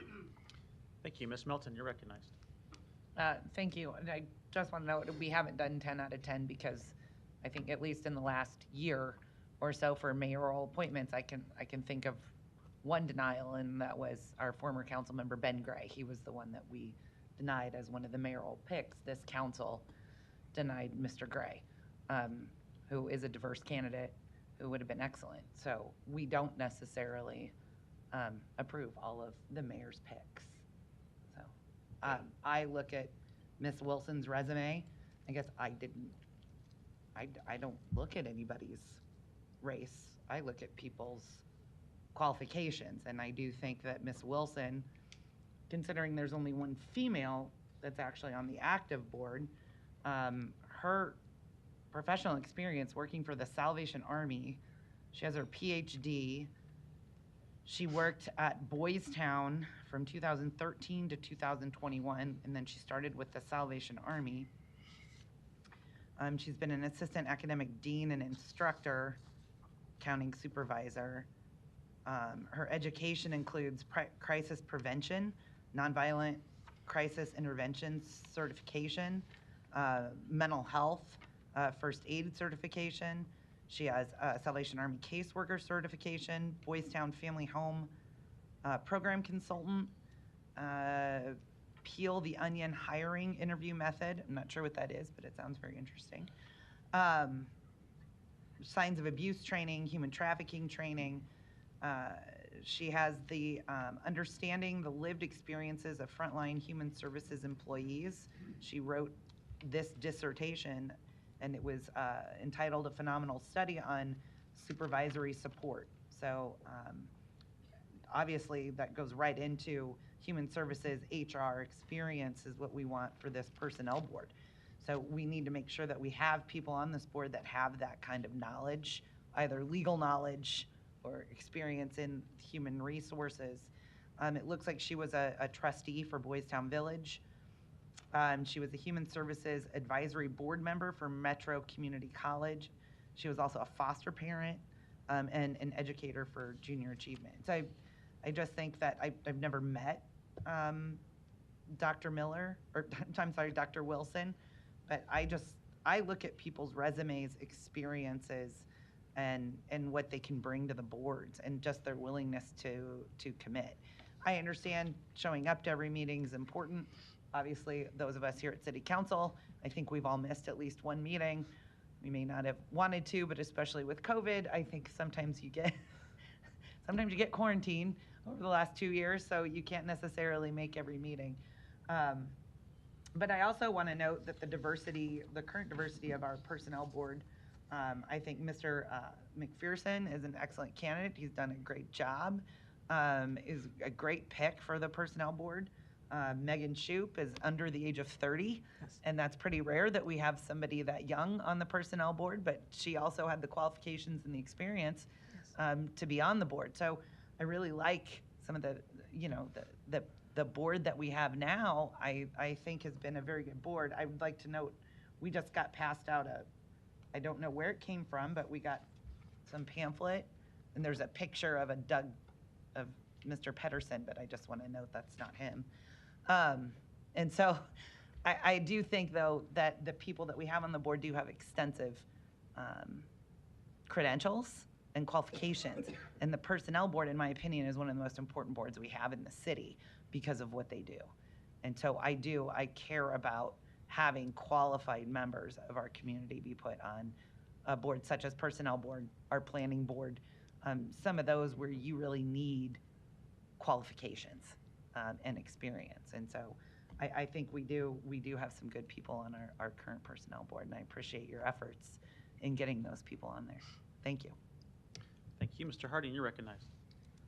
Just real quickly, I don't know if I'm violating any confidences, but is it okay to say why Dr. Wilson could not be here today? She is in the process of being a foster mom. Yeah. So otherwise, she would have been here today. Yes, she has a meeting with regard to that today. Yeah. So, and I commend her for, I mean, I think that kind of illustrates part of the resume that Councilmember Melton just kind of read off as well too. But and I note that I think Council Vice President Palermo is correct, is that we do need to make sure that the people we're asking to serve on these boards and commissions are committed to them and stay in line with their attendance. Although I did note, Ms. Sander, that you specifically asked Dr. Wilson that and expressed that importance to her. So I know she's committed to it. I know she understands the importance of that attendance, as well as not only attending, but also being an active participant when needed from that alternate position too. So I think Councilmember Palermo is correct in that. But I will note too that, I mean, over the last a couple of years, maybe attendance on some boards and commissions has been lacking, but we need to make sure that those that we are approving are making that commitment, and I'm comfortable with the commitment she has made to you in that regard. Thank you, Mr. Palermo. You're recognized. Thank you, Mr. President. And I wanted to be clear that I'm not questioning anybody's qualifications. A lot of these people we don't know. Matter of fact, a lot of these names we've never even heard before. But we do read the resumes they send in, and they appear to be qualified. Not to mention they come from the mayor. They're the mayor's picks. That's what our body of government is set up to be, is where she selects the openings for these boards. So I haven't questioned so much the qualifications of the people, because if that was the case, and if we had a rocket science department at the city and you're a rocket scientist, well, that's great, you're qualified. But if you tell me you can't show up to the meetings, then what does it matter? Last month, there was a board meeting. 4 people were there. No alternate. The month before, in March of 22, there were 4 people there with 1 alternate that made 5. In February, same thing. There was 4 with 1 alternate that made 5. In January of this year, there were 4 people that were there, and that was it. In December, there were 2 with an alternate that just barely made the quorum on a contract vote, which made 3. November, there was 3. And this is what I'm saying. It's not about qualifications, it's about showing up. You got to show up to make these decisions. I'm sure the people we select, because we don't know them, but we can read resumes, are qualified. So if you get picked, show up. Thank you. Thank you. There's a motion and a second. The only thing I would add is that having been in a mayor's office, I know it can be very difficult to stay on track with all these appointments. If there's 50 or 60 boards and commissions, that's dozens upon dozens of appointments that all have different terms and sometimes different qualifications or things that require a background that is required to be appointed or considered in the first place. So it does take a lot of effort. But it's a very important effort in terms of our inclusion and in terms of our engagement with the community on all these different topics and boards and commissions. And Vice President Palermo and I met with Key Station recently, whose part of his job is to pursue diversity in the city and to impact those that we are appointing to boards and commissions. And we had this conversation with the mayor not but 2 hours ago that I think we can still do a better job of diversity in our boards and commissions. So I think that's a very important point that Councilmember Johnson is raising today. And attendance should be a given on these, no question about that, and something that we should be mindful of too, and are perfectly within our responsibilities to be asking about those things and requiring candidates to come and speak about these things when they do have these important appointments, with today being a notable exception given her circumstances. With that, there's a motion and a second to approve. Roll call. Harding. Johnson. Melton. Palermo. Rowe. Bagley. Mr. President. Yes. Item 44 is approved 6-1. Item 45, an ordinance to acquire private property for the Copper Creek Interceptor Sewer Repair Project. Public hearing on number 45 is today. Proponents, please. Seeing none, are there any opponents? Public hearing is closed. Item 46, an ordinance levying a special tax assessment for litter removal on certain lots in the city of Omaha, Group 2022-04. Public hearing on number 46 is today. Proponents. Seeing none, any opponents? Public hearing is closed. Item 47, an ordinance levying a special tax assessment for cutting and clearing weeds, grass, and worthless vegetation on certain lots in the city of Omaha, Group 2022-05.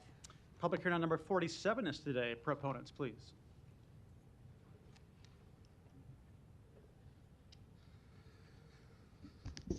Luis Jimenez, 2709 Dewey Avenue. I just want to point out that under your agenda, and I'm supporting this, it calls for a special tax assessment. You're not simply calling it an assessment, you're calling it a tax assessment, and that makes sense to me. So I appreciate clarity on the agenda. Thank you. Thank you. Any other proponents for number 47? Seeing none, any opponents?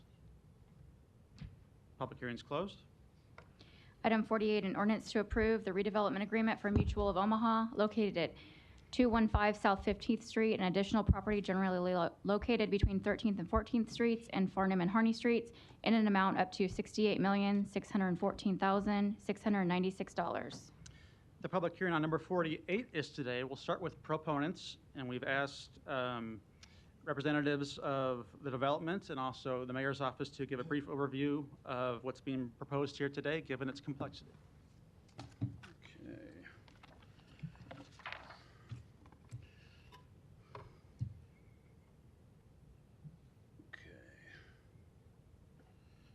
I don't know how to work that, but there you go. All right, it's the point across. Okay, thank you, Mr. President and members of the City Council. My name is Jason Lanahaw. I'm with Lanahaw Real Estate Company, address 17070 Wright Plaza here in Omaha. Additionally, I believe Mr. Anderson with the Mayor's Office will speak as well with some additional details of the city's intended commitment. So first of all, I'm very pleased and I'm very excited to be down here before you to present to you what we think is a game changer for our city. A project that will usher in a new era of growth for downtown and a corporate citizen with a vision and a commitment to our hometown. What is before us is the new corporate headquarters for Mutual of Omaha at the western terminus of the newly renovated Gene Leahy Mall. With it will come 4,000 permanent jobs to downtown, 800,000 square foot of highly amenitized and post-pandemic designed office space, a 2,200 stall garage, 1,200 daily construction jobs, hundreds of millions of dollars of investment, and a skyline changing vision for our city's future. Additionally, this project unlocks the development opportunity for a similarly sized investment at Mutual of Omaha's current campus and surrounding properties. So we got two pieces to it. So beyond the skyline changing imagery and the noted economic impact, this investment is more than just that for the future of our city. To borrow a line from the chamber, we do not want to become Anytown USA. Cities never stand still. They're either growing or they're declining. And I think we can all think of examples of each of those throughout our country. So where I'm going with is a healthy downtown lifts our entire city, and those adjacent districts are either most benefited or conversely most harmed by the health of a downtown. So Downtowns are important. They're important to our city. And to further illustrate this concept, I am not aware of a single vibrant and growing American city that has a poor and declining downtown. They just don't exist. To bring that home, the fact is our downtown has lost 21,000 jobs since 1963. And so with the vision and commitment of Mutual of Omaha, we're ready to change that narrative and usher in a new era of prosperity for our downtown. Before us today, and I'm gonna try to be quicker because I know we have a lot to unpack. Before us today is the redevelopment agreement for this project. And there are 7 larger components I'd like to briefly touch on. The first piece is tax increment financing. So this same request has gone through the TIF committee, planning board, and then ultimately before this very council back in March. We have received unanimous support to date, and the request has not changed, except for one piece of it, and that is a piece that further illustrates the need for tax increment financing. The TIF application notes a project cost of $443 million. Due to a number of factors, including the current economic climate, the budget is now estimated to be $600 million, so even a larger investment. And this furthers the case of the very core of TIF, and that's the but-for. This project would not occur but for TIF. The second piece of the agreement is the purchase of what we call a tower garage, so the 2,200 stall garage within the tower. We will construct the tower, we will construct the garage, condominiumize it, and then the city would, with your approval, acquire the garage. Mutual of Omaha has agreed to rent 100% of the stalls, Monday through Friday, 6 a.m. to 6 p.m. Those stalls would then be open to for the public's use for rent in the off hours, and that is to support the Jean Leahy Mall and surrounding programming and events. So with Mutual's commitment to lease 100% of these stalls, we view this garage as an asset to the city. Additionally, it also alleviates more immediate pressure for the city to build another garage to support the newly renovated mall. The third piece of this is the purchase of 3 garages on Mutual of Omaha's current campus. So the approach here is that the parking will be needed along the streetcar line, and we'll fold that in here in a minute. And Mutual's campus is ideally located to accomplish this. There are a couple additional benefits here. These 3 garages are proposed to be purchased at about 1/3 of the cost of what it costs to build a new garage today, at about $15,000 a stall. So I think that's quite a big win. And also these garages will further support a significant redevelopment effort that will be before you hopefully next year of their current campus and the surrounding properties. The fourth item is a land swap transaction. So here, what we are contemplating is the city would receive a parcel of land that my company currently owns at 14th and Dodge, which is the former Union Pacific headquarters. And Lanahaw, my company, would receive the cleared W. Dell Clark Library site. Upon that transaction, we would then transfer that property to Mutual of Omaha and start construction of their headquarters tower. So the simple comment of a land swap, I understand brings up questions, but I think there's some context to it that's very important. So through the powers afforded by the community development law, it is not uncommon for a project like this to request and receive a site transferred for $0 for the greater economic benefit. We are not asking for this. Instead, what the city will receive is an asset that we believe will be appraised around $6 million in exchange, and this will further advance the city's ability to control a full, important downtown block for future development. The fifth piece, and I know there's a lot here, so I apologize. The fifth piece is what we call the park frontage block, that block directly east of where we're proposing the new headquarters tower. That's between 13th and 14th and Farnham and Douglas. So same as the land swap transaction, options exist to ask for this at a below market value, and that is not what we're doing. Mutual of Omaha has agreed to purchase this at an appraised fair market value, which I think once again is showing their effort and their commitment to as a good community member. On this parcel, further expansion and other to be determined development would occur. In the interim, we will use this as the construction laydown yard and the trailers to build the headquarters tower. Upon completion, it will be immediately landscaped and feel like an extension of the park until the future development occurs on that parcel. The sixth piece is Turner Park. the maintenance of Turner Park. Right now, Mutual of Omaha subsidizes quite a bit of that, is City Park. Given their big investment in the area and their desire to ensure the success of the area moving forward, they're asking the city to commit to maintaining Turner Park moving forward at the current level of maintenance, operations, and programming. This commitment would not kick in until Mutual of Omaha occupies their new tower. And I think Mr. Anderson will talk a little bit about this at a later date with this future redevelopment of the area. We anticipate quite a bit of commitment from the projects we will develop back into this park as well. And then the seventh piece of it, which we just briefly touch on in this agreement, is the streetcar. But I want to bring it up because it is important from a number of standpoints.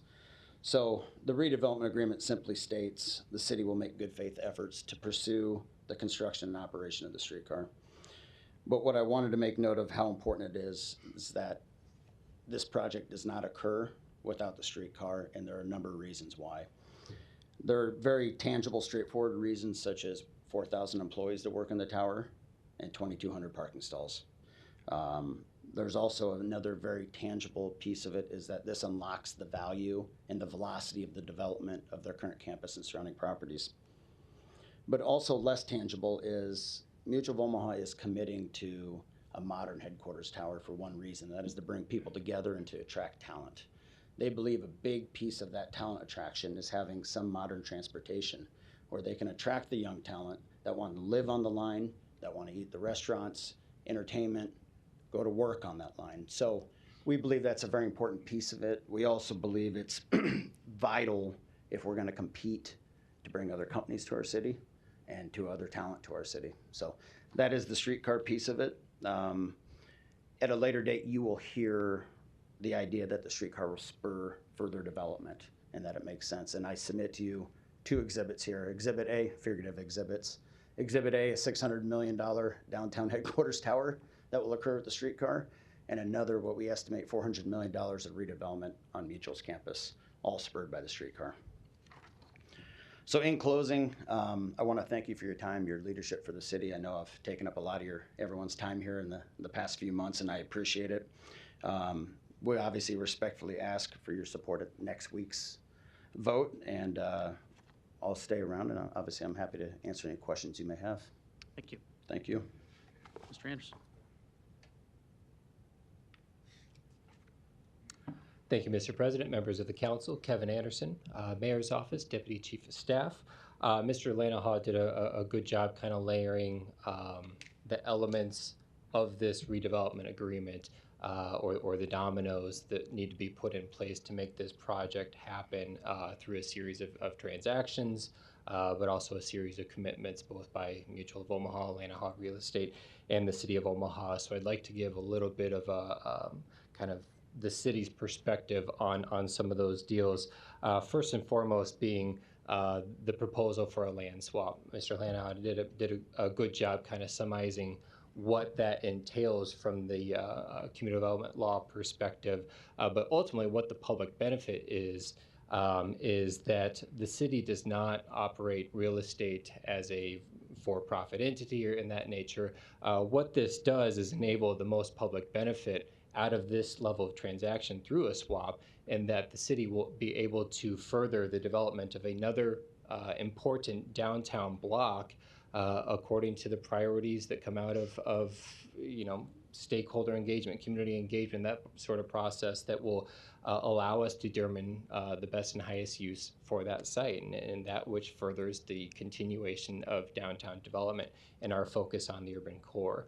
So the public benefit becomes ultimately the control and facilitation of development of another square block of downtown real estate. Mr. Lanahaw mentioned the purchase by Mutual of Omaha of what's called in the redevelopment agreement the park frontage block, or that block east of the current library site. We know going into this process that these two blocks had to be very carefully coordinated in how they are ultimately developed.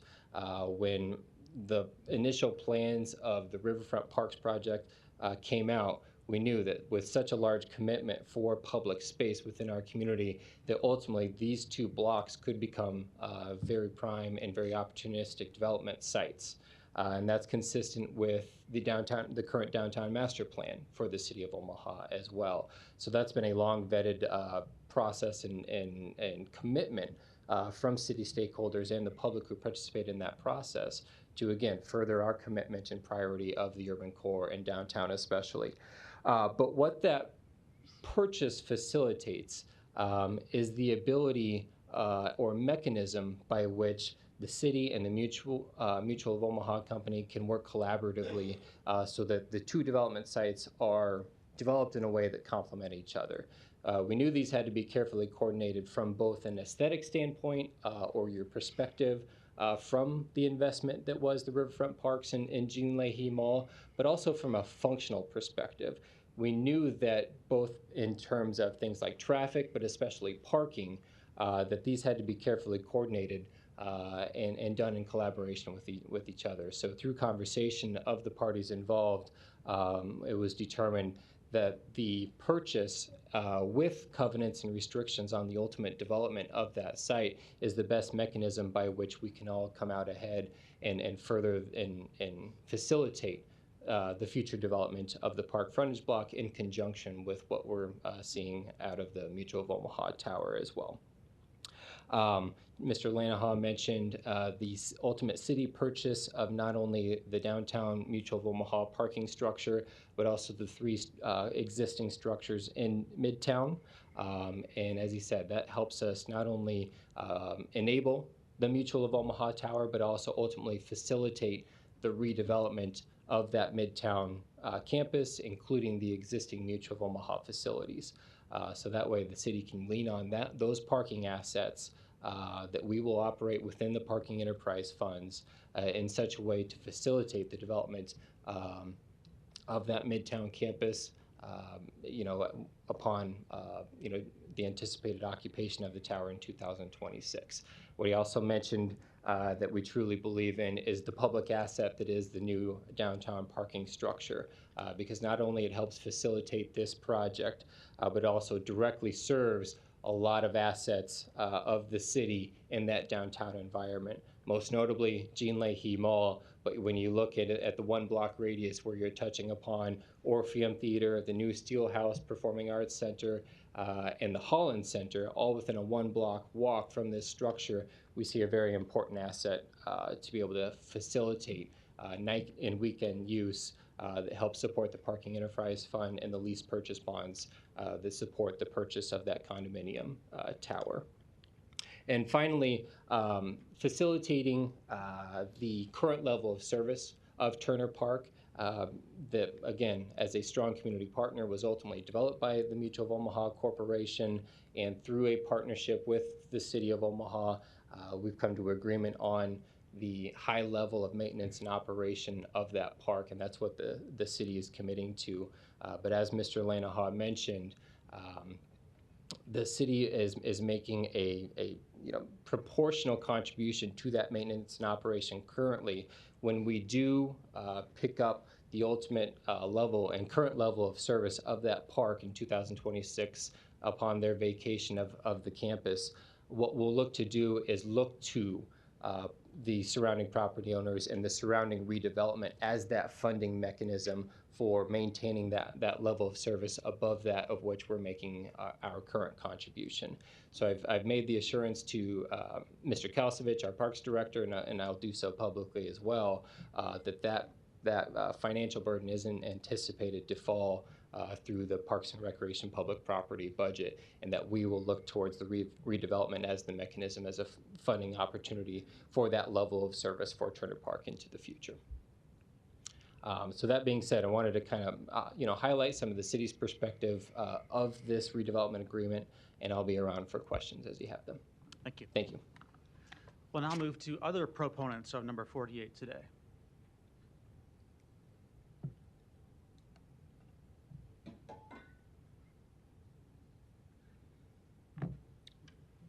Dan Emanuel, 416 South 14th Street, here on behalf of the Omaha Downtown Improvement District Association to voice our support for the redevelopment agreement. Our executive director wrote a letter in support, which I suppose you all have.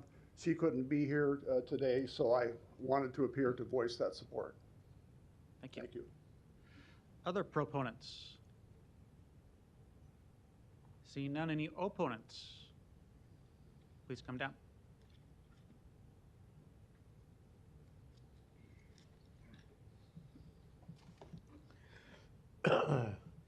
Larry Storr, 5015 Lafayette Avenue, Omaha, 68132. I'm against this. I'm not against Mutual of Omaha. But I'm against this because I don't think it's transparent enough. And I'd like to explain why without being cut off, called out of order, and escorted out. And in order to prove what I'm going to say, I want to refer to another item on another agenda item. But the way things seem to work at this body is today we have a public hearing. We don't necessarily hear all the facts. It's like the last item that we just talked to. I didn't get to that when you declared it, items number 20 through 25, 45. But you did in fact make a public hearing out of it, but you didn't allow me after you made it. So on this. That's not true. Stay on topic. Okay, Pete, please. Number 48. On this. Use your time wisely. The way this tends to work is we get one crack at it today, 5 minutes at the most, if you don't shut me off. But I think the rules, and I don't have a copy of them in front of me because you didn't supply them, a presentation maybe was limited to, 10 minutes or 20 minutes total. Then citizens get to have a crack at it, but then they can come back and rebut us. The other trick that you have is next week you come back with an amendment to this, but we don't get a say because this is the hearing for us. Our input to this process is done today. Now, I want to prove this to you. Last week there was a talk about Ozone 2. The way the wording was, seeking approval to raise the property. Excuse me, ladies and gentlemen, I drove past there last week right after the meeting. It's been raised for quite a while, apparently. So the agreement was signed, sealed, and delivered before a vote before the public. And that's not the only TIF project that this seems to have happened to. So I'm wondering, next week with your amendment, you come back and you add in TIF to this. Mutual of Omaha doesn't need TIF. But you'll also probably declare some other areas right around it, maybe small businesses, as blighted or severely blighted. Somehow raise the rent on or property taxes on them so that they have to move out, and then you can put in more new buildings along with TIF. But I think there's a gentleman in Omaha that might be talking about you can't TIF certain areas twice. You might want to listen up to that because that'll probably come out. But that's why I'm telling you need more transparency, because the way some of these things read, there's not enough info. And I want to close with this. That resolution number 44 didn't tell me anything about what you people disclosed after number 40, the list of things through 44, if you can catch it. Couldn't hear you very good, number one. But the information you people disclosed after that should have been allowed for the public to have a little input in on, but no, you insisted on closing it. The way that thing reads, if you'll excuse me, is that it was already decided, and it appears to be your decision, not that lady's. And it did appear to me that you were putting a lot of weight on her when it's your responsibility, not hers. She's an employee of the city, right? Number 48, Larry. Okay. Are you done? So please, let's have some more honesty. Oh, feel free to ask me questions because I know you can do that. All right. Thank you. Any other opponents to number 48? Please come down.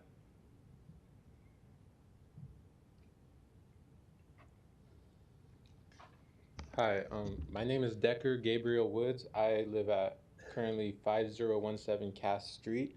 I was really shocked to hear about the recent increase in the TIF funding for this project. I'm not sure if anybody could tell me what that is. We'll ask that question, yeah. Okay. What was it? What it was before? Because I know it wasn't 600 million. And I feel like to second the gentleman that spoke before me, like Mutual of Omaha does not need TIF, and I know they said that they've committed to buying the block east of the library for at market value to demonstrate their commitment to being a good community member, and I just feel like because sorry, I've never spoken here before. You're doing fine. I feel like as a community member, what you guys have done, or Lenoha Real Estate, what you're doing is you keep coming and you keep asking for more, but I mean you're asking for more, but I feel like it's kind of already figured out behind the scenes, and so like as somebody who's trying to build things in this community, I'm an urban farmer. I like to grow food, and I want to be able to feed my community. These resources, this like city tax money, isn't available for me to do projects like that. I know there's many people in here and out of here that want to do good things for the city that don't get this free tax increment financing. I mean, I know TIF isn't available for every project that people want to do, but I just feel like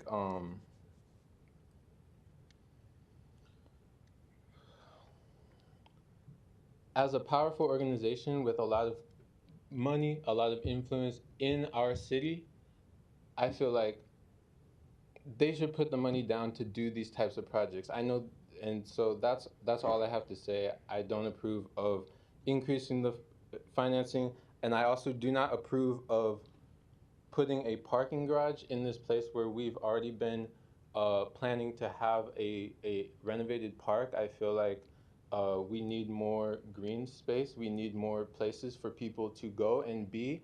I emailed my city council member, Pete Festerson, recently about how the experience around these tall skyscrapers and buildings, like it's very isolating. So if we want to improve the experience that we have downtown and make downtown more of a resource for people, I do believe that looking into some sort of development that is not a skyscraper, that allows people to move in and out of it, that aren't just people that work for a large corporation, would be very beneficial. Currently, the library does that. Lots of people of all different types move in and out of that space, and it's really, it's a beneficial space, and it serves many people, and I don't feel like the tower would serve anybody besides Mutual of Omaha. I know that they talk about bringing talent and things like that, but I don't know. I'm sure somebody else will comment on that. The last thing that I just want to say is this land swap thing, and the representative that spoke from the city mentioned that they would be considering some sort of public benefit at the spot on 14th and Dodge, which I feel like is kind of it's kind of just a waste of time, because we already have a spot just a few blocks south of that has a lot of public benefit. So I don't know why we're spending all this money to create something new. And I was also wondering, specifically, question for you, how would you consult the city, the members of the city, and the public to make that a beneficial spot? Because I feel like people have been coming to these meetings regarding this particular issue with concerns about that, and we just make the decision anyways, and it just happens regardless of what people suggest. And so I just my fear is that if we move forward with this and, as you say, move forward with try to make that 14th and Dodge space a benefit to the city, it's not going to be reflective of the actual needs of the members of the community.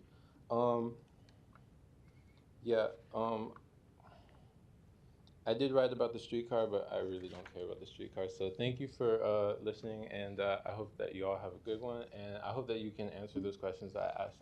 Thank you. We'll ask those questions. Any other opponents today?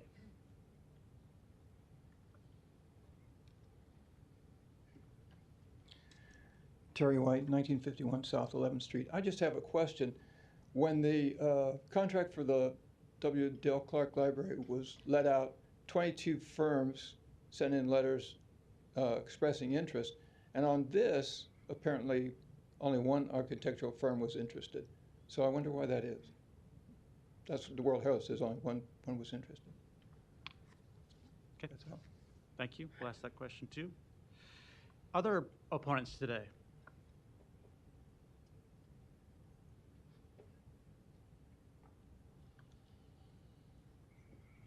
Maybe a show of hands too, just so we know how many more intend to speak in opposition.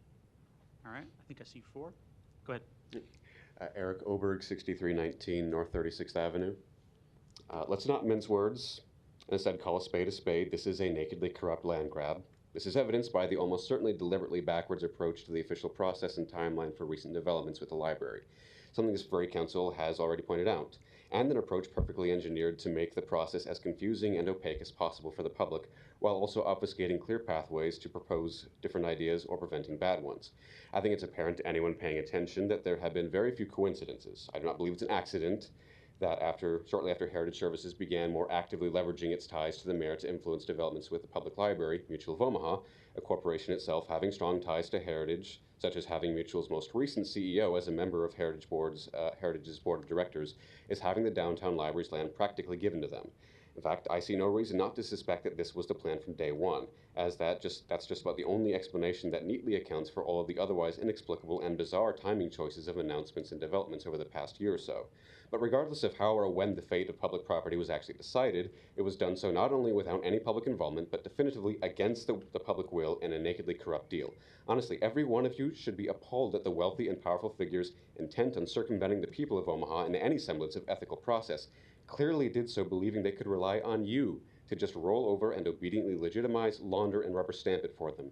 Shamefully unethical land grabs aside, why does Mutual even need a colossal vanity project at the public's loss when they already have one of the largest buildings in the city with a massive amount of its workforce not even on the property and, commendably, getting to work from home instead, not to mention the company's history of kickbacks and unpopular trend of denying claims? Now, let's talk about what Omahans actually like, the library. The 2017 master plan for the library is often cited by the political and corporate players as a justification for much of what they've already done or planned. But if you actually read through it, it sounds nothing like what they've been forcing. For instance, one of the key focuses was consideration of square footage per capita. In that plan, it highlights the concerning deficit of square footage per capita in the overall library system and the fact that that deficit is growing. It projected the deficit to have reached over 121,000 square feet by 2020, which we've almost certainly surpassed. And do you want to guess how many square feet are lost by demolishing the W. Dale Clark Library? Over 122,000. Granted, the new location downtown has about 42,000 square feet, but let's remember that the new library doesn't even get a full 3/4 of that, which incidentally, if my math is correct, would put the downtown library below the 0.75 square feet per capita goal the master plan specifically says libraries need. And even combined with the derelict Shopco, the combined space is still a net loss. As a similar issue, a patron demographic that has arguably had the least amount of say or consideration, but a demographic that's simultaneously probably the single most consistent one specific to the downtown library, is that of the poor and homeless. Even if we assume the leased downtown location will have adequate space for conventional service population, we're lying to ourselves if we think the downtown library has the exact same patrons as other branches.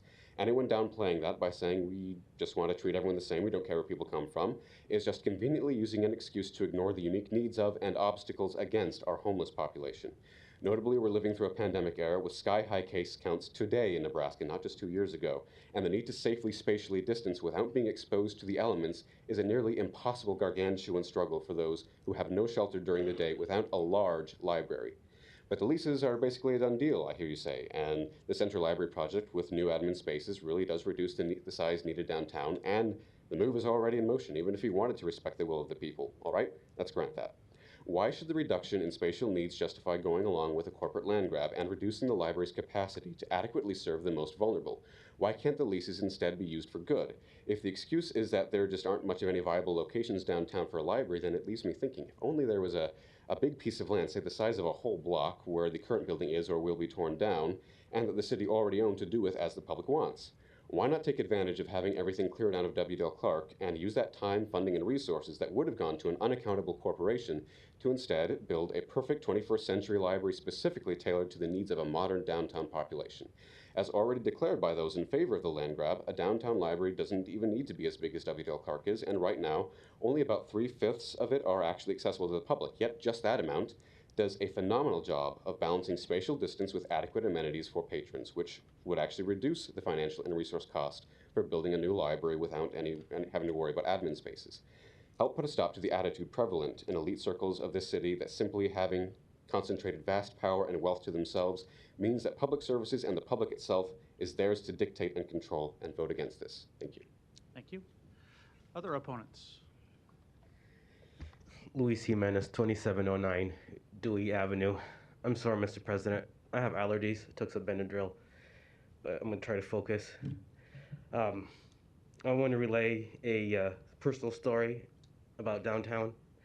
When I first moved into Omaha, one of the first things I read about Omaha history was downtown during the 1960s and 70s, how local artists, moved in and brought excitement to the area.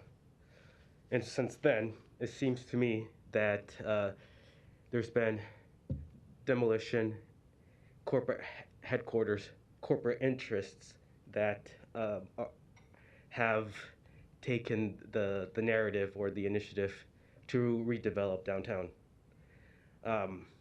I concur with the fact that this is a large project, and by it being so large, you can scale it back. You know what I'm saying? There's nothing that is saying that this project has to be this large, that has to be this big. So the arguments that that this project is getting a lot of assistance from the city, I think are true. And so I would challenge the developers that if this goes through, which is going to go through, if you guys were going to be involved in this redevelopment, you'd probably have it in your committee, in one of your committees, or ongoing discussions with the mayor's office, with the executive. So this is going to go through. So I challenge the developers to commit commission work, or to buy commission work from local artists. You got a lot of floors that are going to be there. Would they be comfortable paying local artists for the artwork that's going to be inside this massive building? Thank you. Thank you. Other opponents?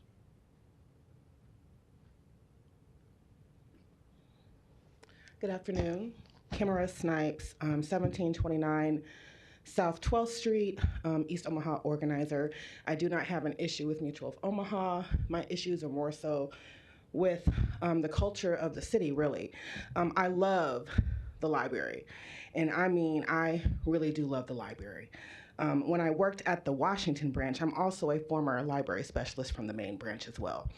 When I worked at the Washington branch, I was there every day, including on my days off. I love people, but that's because I also believe in communication, and that's not something that the city does so well. You want to know why people are so angry and frustrated with this process? People don't like surprises unless they're wrapped in a box with a bow on it, and you should write that down. This whole process lacked real, proper, intentional, empathetic communication. I say that not just as a lover of the library or as a citizen of the city, but as someone who leads people. I preside over, but do not stand here today in representation of an organization that organizes people and prides itself on communication and collaboration, on providing information, on providing space for people to hear from their elected officials, on providing space to let your elected officials know how you feel. You'll say, oh, we had community meetings. We put it in the newspaper. We invited the public. This is a real world, and that's not real, proper, intentional, and empathetic communication. I had a meeting with someone from the city in the last 6 months, and I won't say which department because unfortunately, there's also a culture of fear in this city from simply just speaking your mind. They said to me, Kimra, do you know how hard it is to get inside doors in this place that you need to be in when all you want to do is just be able to tell people what's going on? That's ridiculous. How can people thrive in a culture like that? And by people, I mean the people who live in this city. The city has let it be known they're going to do what they want, when they want, and how they want. Today it's the library. Tomorrow, though, it's going to be something else. But people are waking up, and they are rising up. If you have not paid attention the last couple of years, they're also showing up at the polls through intentional organizing. You have to learn to listen. You have to learn to communicate. I'm happy to invite you to one of our organizing meetings where you can sit, observe, and learn from the best of them every first Thursday of the month. The city wants to make a good faith effort to build a streetcar. Maybe if you put as much effort as you did into these agreements I heard today with Mutual, as you did into the communication with us, we might not even be here today. How about making a good faith effort to listen to your constituents and learn how to communicate with us too? Thank you. Other opponents, please.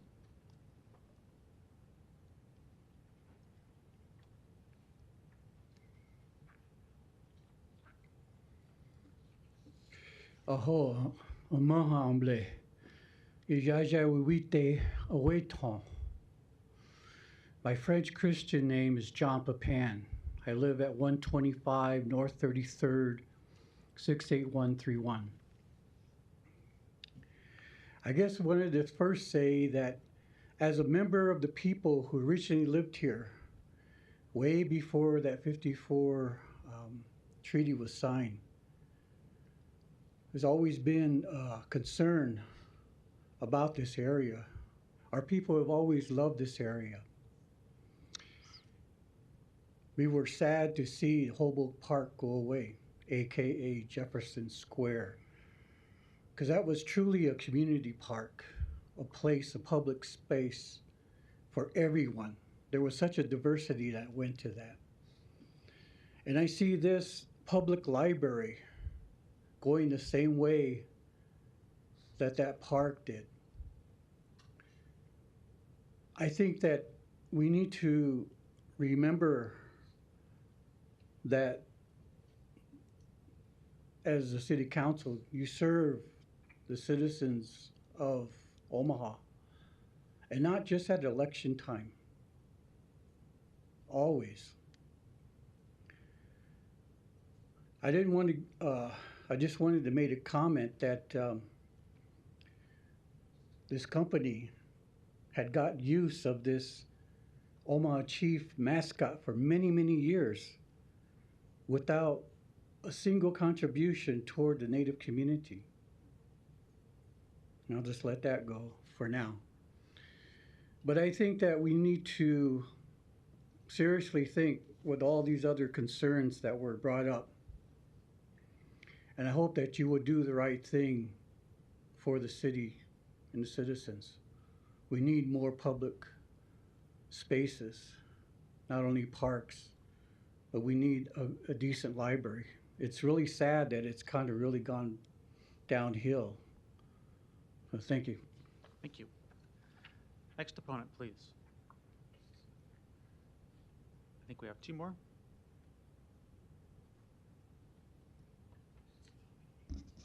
Alex O'Hanlon, 3010 Lincoln Boulevard. I think that a lot of the testimony that we heard earlier was really good, and I think I'm just kind of going to iterate some points. But also, one thing I wanted to bring up that I don't think anyone quite touched on yet is just that there's a lot of money that the city is going to be spending on parking with this redevelopment plan. And while I appreciate the city trying to make these places accessible, from the point of view of like the success of the streetcar, having large amounts of parking available along the streetcar, I feel like will mitigate the success of the streetcar as a successful form of transportation. And I know that this is supposed to be kind of like the first piece of a larger transportation system. So it's really important that it's really successful. And so I think that forcing people to use it by building it and then not necessarily subsidizing huge amounts of parking along that line is what will get more people to use the streetcar. Additionally, those funds that are spent on parking could be spent on other types of amenities for the public. So I really feel like that's really important, and I feel like we maybe shouldn't move forward with this project until that's worked out. And then additionally, I just wanted to talk about something that a lot of folks had mentioned, which is, we've heard a lot from Mutual and from the city and from Lanahaw that the purpose of this development, or one of the main purposes, one other thing I want to mention about the parking was that they did mention that there's going to be 4,000 people working there, but only 2,200 units. But I've also heard mentioned in other meetings that there won't be times when all 4,000 workers are there. So I don't think that that should be taken as a reason that we are going to need both the streetcar and the parking. With the streetcar, with the fact that Mutual is not going to be going back to 100% in person in the office, and there's going to be 2,200 parking units, and there's going to be a streetcar, we shouldn't need additional parking. So just wanted to point that out. That was a little stat I had in my mind. Okay, so then to jump to my next point. Earlier when I took that stuff off the consent agenda, I talked a lot about just wanting to be positive and work together. And so I also liked what Mr. Anderson from the mayor's office was saying about the purpose of the city doing these land swaps and the city being involved in development is because then the city can have control over how development happens. And I think that's a really good point, as long as we actually have control over the type of development that happens. So I would like to see, in this process, I'd really like to just see it start all over again, because it's been so rushed. And I think we know how rushed it was because a lot of you felt like it was really rushed when we first heard about this a couple months ago with that first vote. So just going to iterate, if it wasn't a good idea then, it's not a good idea now. But this process has been really rushed. I'd love to see it taken back a step. But what I'd also like to see moving forward in everything is the folks that hold the most power in this city. So the mayor, people's in the mayor's office, elected officials, developers, and also corporations. I'd like to see them start the conversation and change that conversation to a collaboration. So when we move forward, if we're going to move forward with this staging ground that the city, that Mutual is going to buy the staging ground from the city, and then they said that they would landscape it. And then I saw in the redevelopment plan that the city could one day buy that land back if they so choose. That could be a great place for a new central library. And having that conversation, starting that conversation now could be a way that maybe people start to feel more considered in this process. But either way, going forward, I always appreciate having this space to be heard and getting to meet with people on other occasions to talk about these things, but I would really just like to see that process become standardized, become authentic, and be initiated before the plans are made, not just afterwards to say that it happened. And we also talked about, or folks have talked about how this is to combat brain drain. But there's a lot of brains in this room that are feeling pretty drained right now. Just came up with that. And so I think that one of the best ways to attract people here and keep people here is to create an authentic culture in Omaha. So not just to run at, well, you know, they did this in Denver, so we should do this here, or they did this in Atlanta, so we should do this here. But rather, how can everybody in this room and others who have felt disengaged from this process already, how can we create authentic developments that people aren't going to be like, oh yeah, I think that was in Omaha. They're going to be like, yeah, in Omaha, you know what they have? They have like these really cool developments that, yes, local artists are part of. Like, yes, local farmers are part of. Yes, local musicians, local politicians, like all these people coming together to make something that doesn't exist anywhere else. And that's because they've worked together from the beginning and they've created something that can't be made anywhere else. This isn't that, and I hope that we can move forward and create something that is. Thank you. Other opponents, please. Two more? Come on down.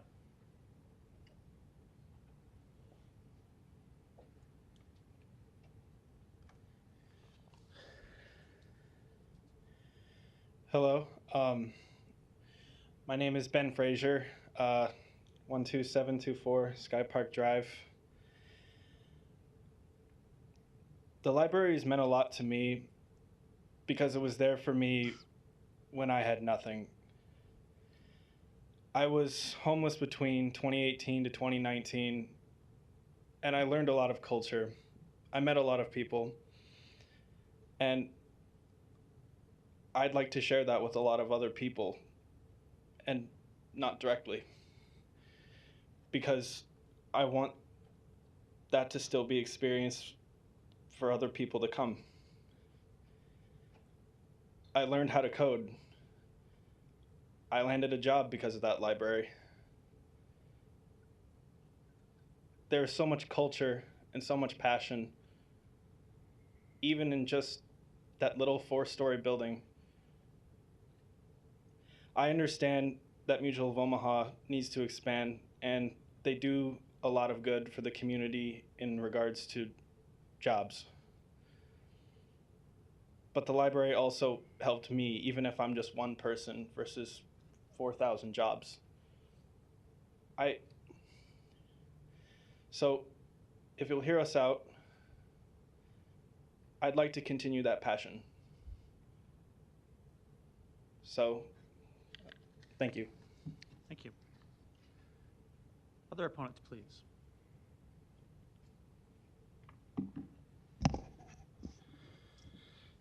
Hello, good afternoon. Hi, my name is Dewan Lamont Hayes. I live at 1707 Park Avenue in Omaha, Nebraska. Interesting, my former council member's not here.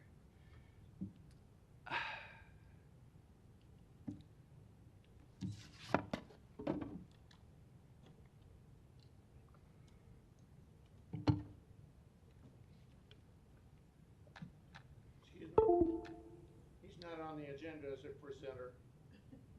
Okay, Sit down, Larry. You can show a visual. 5 minutes. This is our library currently. And if you look at it, right now there's a bus right in front. All of our city's buses stop right there currently. They terminus right in front of the library. Some 15 of our bus lines intersect at this point and have to sit on the side of construction on the sidewalk so people can actually board. We have the opportunity to do something truly incredible here. Towers don't bring people. Towers don't make cities. People do.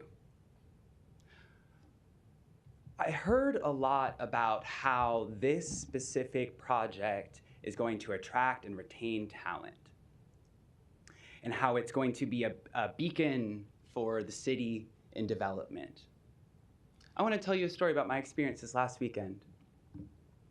Friday was Benson First Friday. If you've never heard of it, you should look it up.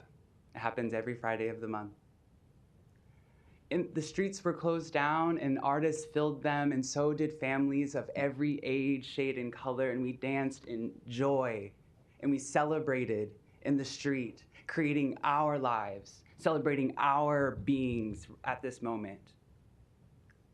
That is Omaha to me. That is the culture that is created. Saturday at Fabric Lab on North 24th Street. Again, look it up. Pull Up and Vibe, an open mic that's free and open to the public to gather, all ages, to share their story, to be heard, and to heal together. Sunday, I attended an event called Her Embrace, hosted at Holy Family Community Center. It was a Mother's Day celebration, hosted by a dear artist friend of mine, Elijah Makiza. Free, open to the public to come and share their art and be heard and heal. And every time I stepped into one of those spaces, I said, this is Omaha. This is what Omaha truly is. We're people who care and who listen to one another. And it's clear that we are not listened to here. And it's been said many, many times. I literally put on a suit, so maybe you might look at me and might just consider that what I'm saying is valid. Because, frankly, this is bullshit. Let's be respectful with the language, please. Yes, but I had to say it because it's true. And we've all been thinking it, but no one said it out loud because we're afraid of being removed. We're afraid of expressing ourselves truly as we are. We're afraid of expressing our anger truly as it is because it will be ignored. And then we're expected to go home and figure it out. I've talked to hundreds of people since the announcement in January, and I mean hundreds, literally. Most of them not even knowing that this project is happening. Why is that? Because the communications department was abolished in 2013 during the last charter convention. And abolished, she might say, absorbed into the mayor's office so that the narrative can be controlled and limited. We do not have a connection to our mayor, whose crown jewel she wants this to be. Let's call it what it is. We don't like poor people, we want to celebrate corporatism, and we want to say, look, Omaha is powerful, look how big our penis in the sky is, because that's what it looks like. We have the opportunity to save and preserve our building. Adaptive reuse. You know what a real investment is? Utilizing what you already have and improving upon it for the greater good of all that is present. That's a real investment. You have a building made of Bedford limestone and poured concrete that stands at 125,000 square feet in the center of our city that holds the lineage and history of how we came to be. And then you want to separate it and throw it in a shopco that people can't even access?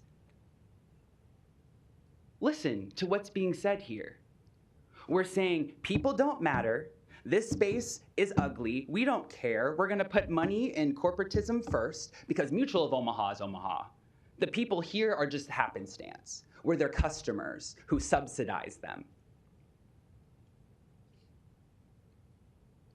We have the opportunity to make something truly beautiful. A central station that can be a hub for all of us.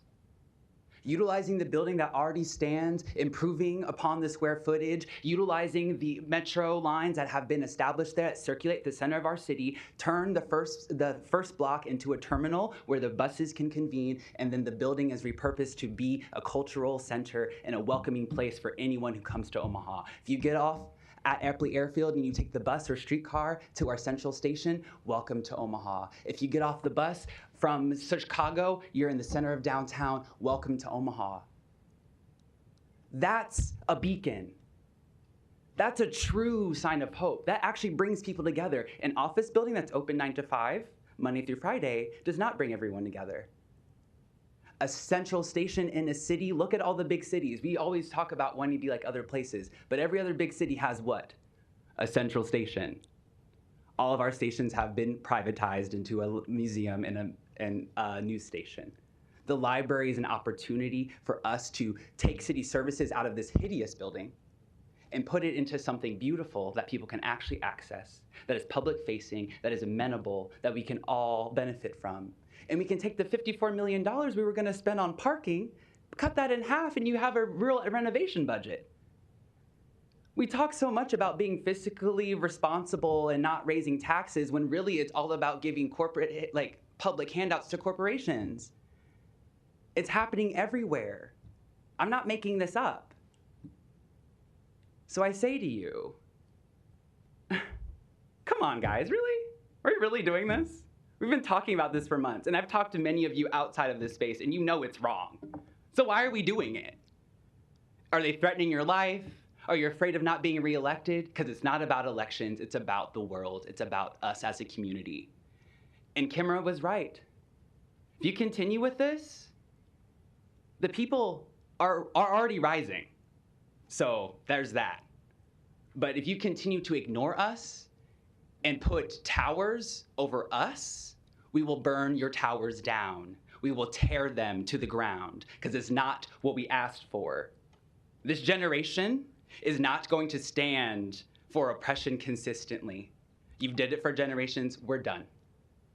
So let it be known, I can wear a suit too and talk just as directly as anybody else. I gave some sense to you. I know who I am. We know who we are. Do you? I object to your challenge, sir. All right, thank you. Okay. Thanks. Any other opponents here today on number 48? Excuse me, I must speak before I get walked out. No. Shame on all of you.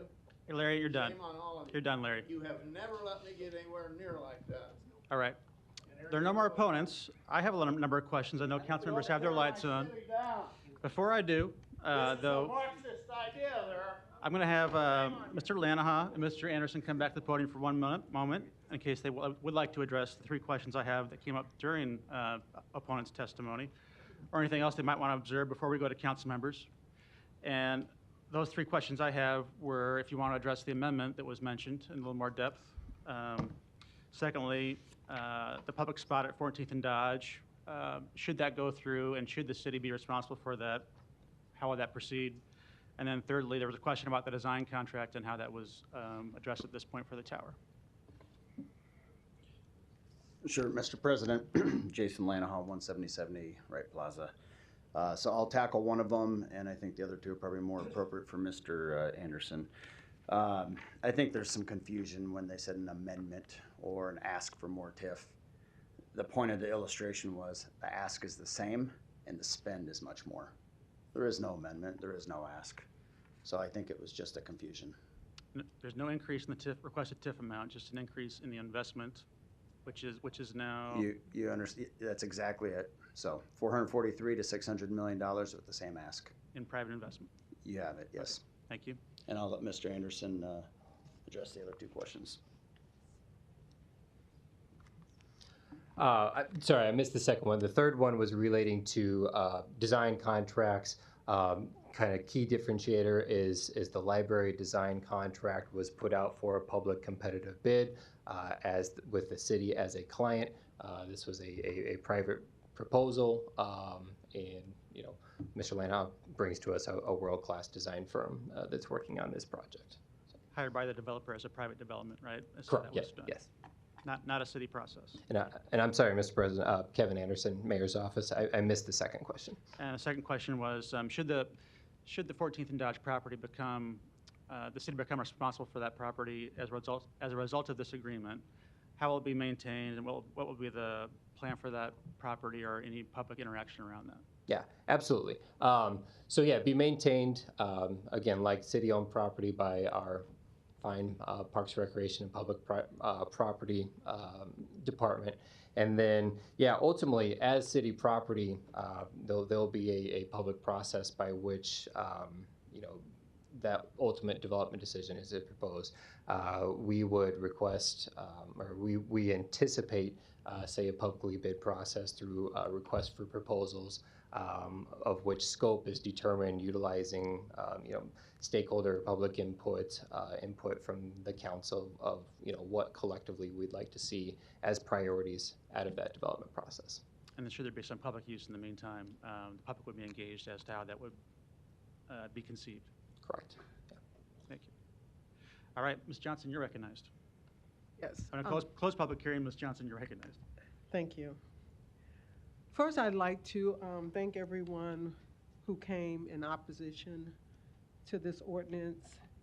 It shows that you really care and you're very passionate about the library and about Omaha.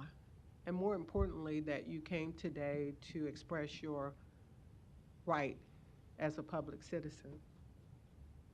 However, I would like to remind everyone that the vote regarding the move of the library was made several months ago.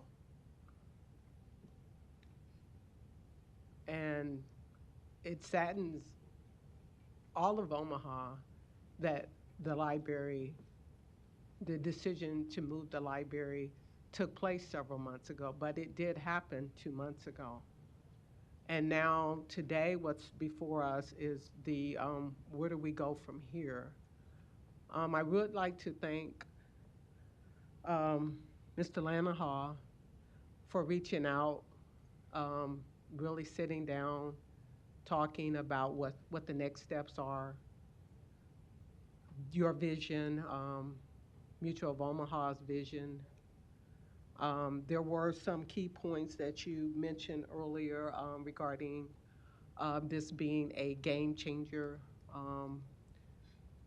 to look forward to the possibility of this spearheading additional growth down here in the downtown area, and along with that, becoming more vigorous and more vibrant downtown area. Again, I would like to thank you for taking the time out of your schedule, explaining all the detailing, and it's been quite a lot of information, and also Mr. Anderson, your ability to provide as much information about where we're going in the future in terms of downtown Omaha. That information was shared. I do understand that citizens in Omaha feel uncomfortable about how this transaction originally started off.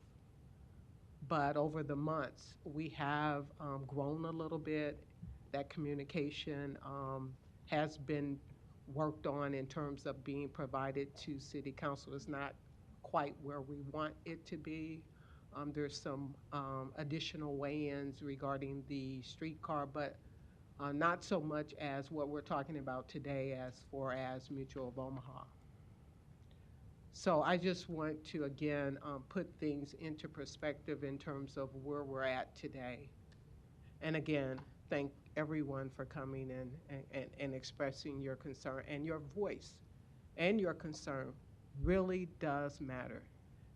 And I mean that. It really does matter. Thank you. Thank you. Mr. Harding, you're recognized. Thank you, Mr. President.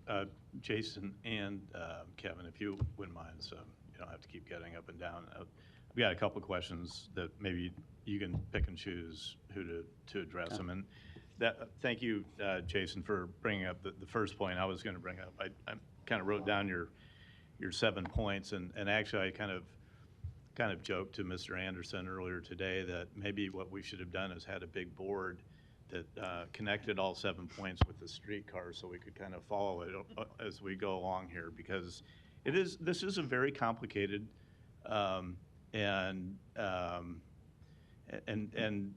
I guess challenging process that we're going through. But you know what?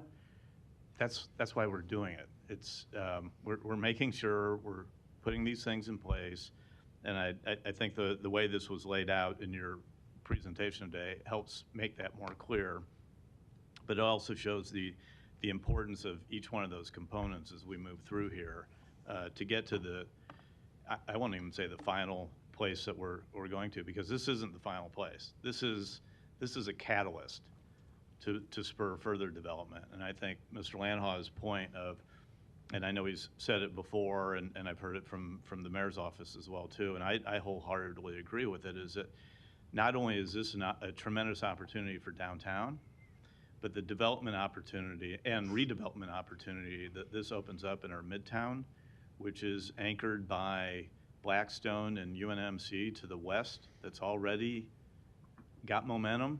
I think this, and then we could continue on out Dodge Street and look up and down north and south, and the opportunities now with some money from the state that was just recently announced for development opportunities in North and South Omaha. I'm getting a little off topic, but let me bring it back to where we are here. So I'm going to walk through the 7 items, if you will, Mr. Lanahaw. So even though the project, I want to be clear, even though the project costs have escalated from about $443 million to approximately $600 million, the TIF amount is still the same amount, of that $68 million or so, correct? Correct. Okay, which, and I'll just relate this to other TIF projects that we've gone through as well too, is approximately about 11%, I think, of the total project cost, which is totally in line with. And again, I'll go off on a little tangent here. Again, this TIF is not a handout of money to the developer. So if you'd like to take a moment to address that, I'll let you do that here. Yeah, thank you, Councilmember Harding. Jason Lanahaw, 17070 Wright Plaza. So that was a theme I heard, was that this is a corporate handout, and I do understand if you don't fully understand the facts that it might look that way, but here are the facts of TIF. There are a couple pieces. One, it's never about the applicant, it's about the project. Okay, will the project occur but for TIF? Okay, and in this case, it's very clear, no, it will not occur but for TIF. There's a significant investment to move downtown. There are many cheaper options all over the city or outside of our city for any real estate project. So that's number one. It's never about the applicant, it's always about the project. And number two, Mr. Harding, I'm blanking, what was the second part? Well, it's just that the project costs had increased. It's just that, TIF is not a corporate handout. Okay, yes, thank you. Yeah, so there's a perception that this money exists somewhere and it's being given. This money doesn't exist. This money will never exist. It only exists with the project and the tax flows produced by this project. Mm-hmm. The nice part about it is it's for a finite period of time that helps make the project occur. Once that's done, this starts streaming into all the taxing authorities. But once again, this money doesn't exist. This only exists but for the project. So would the payoff or the timeline to retire the TIF loan be this? It would still be the same, or would it be accelerated because the project cost is higher? So the payoff of the TIF loan is going to depend on how the building's assessed. Okay. So the project cost of being more would not impact how the TIF's being paid. It's all dependent on how it's assessed. Sure. Okay. Okay, second point, when we talked, or you mentioned the tower garage, I want to make sure that we're clear on how that is, how that portion of this equation is being contemplated. So the garage will be built by a development company, and then afterwards it'll be condominiumized, and then the city will then take it from there, as well as maintain and the operation of going forward, correct? Correct. And that Mutual will commit to 100% of the leasing of the stalls from, I'll say business hours, Monday through Friday, essentially. That's correct. At market rate. Correct. And that, and then afterwards, outside of those hours, then it's open to the public as well, too. That's correct. To, in part, take advantage of a $400 million park that the city leveraged $50 million against charitable and philanthropic $350 million which is, I'll take that return all day long. Councilmember Harding, I think it's important to note that parking to support the programming of the park needs to occur. Mm-hmm. Here we get it within a building and we get a tenant paying for 100% of the stalls. It's a good deal for the city. I would agree. And I think Mr. Anderson may have even mentioned some of the other projects that are occurring in the neighborhood that would certainly benefit from that as well too, like Steel House and some of the other activities in the area. So then the third point was the purchase of the 3 parking garages at Mutual of Omaha. And I don't know if maybe Kevin wants to maybe address these, please. Kevin Anderson, Mayor's Office.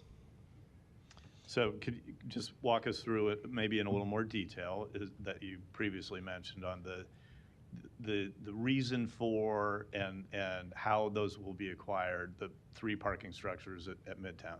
Yeah, and it's worth noting at the forefront that, again, purchasing existing stalls is, especially in this day and age, far cheaper than building new.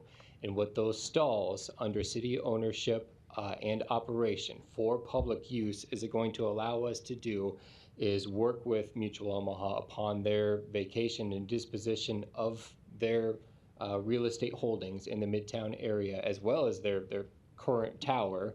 It's going to help us facilitate the redevelopment and reuse of existing facilities in that, because essentially we're able to kind of remove the parking equation from a development pro forma, because the stalls are there and they're readily available for residential use, commercial use, entertainment use, whatever it might be, whatever that site ultimately is programmed at, the parking will be in place, and we're getting it, on a much cheaper basis than we would to have to build it as a standalone development project. I think 15,000 per stall. Yeah, the redevelopment agreement anticipates approximately 15,000, which gives us some space as we are completing, say, conditional analysis of the current condition of those garages.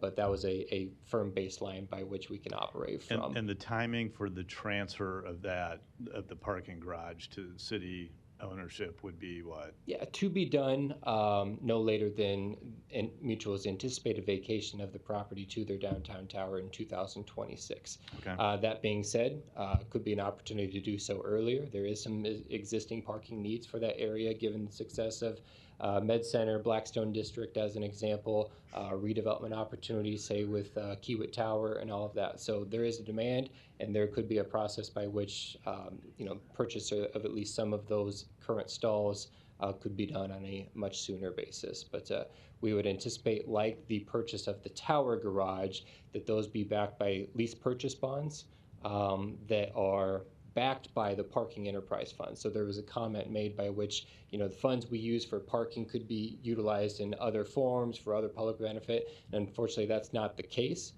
because parking enterprise fund, its limitations to support that debt service is by code, only isolated towards parking and mobility uses. So that's one thing I wanted to clarify. But we're also able to, again, as we look at this parking system as a whole, even to support this project, look at it in terms of all of these spaces, because it feeds directly into that enterprise fund and supports debt service for all parking needs throughout the urban core. Again, we're able to utilize proceeds from this transaction and other related transaction for parking structures that have been passed by this council. Those proceeds go into the advanced acquisition fund, of which we are able to utilize for the purchase of the proposed Midtown garages as well. So it's not solely backed by debt service in the parking enterprise fund. And again, for the public's benefit, I just want to make clear, when the city sells real estate assets like this, again, by charter, that does not become a windfall for the general fund, for example. So it can't go then be distributed to the departments. That is contained within the advanced acquisition fund, which is only for and solely for the purchase and selling of city-owned property. And I think you also mentioned maybe it was Park 7's sales. Correct, yeah. Alluding to the recent sale of Park 7, yeah. We're able to use those proceeds, again, through the advanced acquisition fund for the purchase of this, keeping it parking related to support this project. Okay. The fourth item was the, if you will, the land swap transaction. So I think Mr. Lanahaw mentioned that they think they have that their current site that would be swapped for. Correct.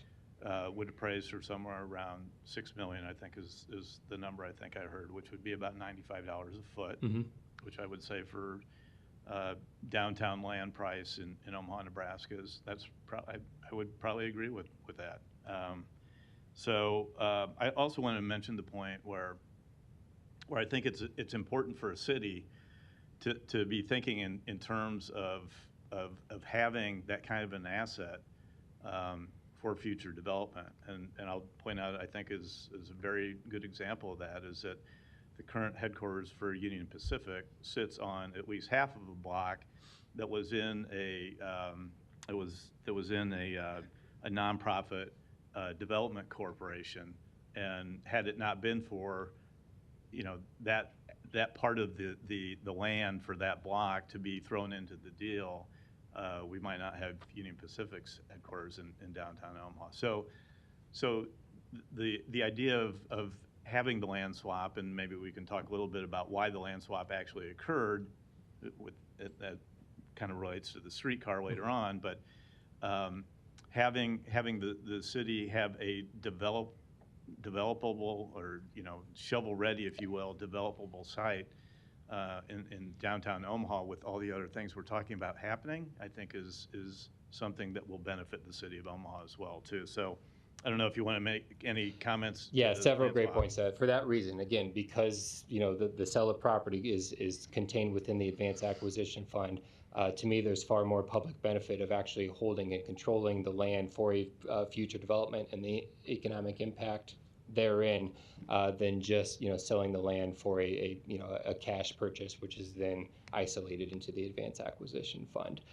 So back to the kind of conversation that really drove the land swap in general is, you know, this project, the mutual project, both on both ends of the spectrum, the new downtown location and the midtown location, is largely possible and essentially reaches its full potential by direct service of the proposed streetcar.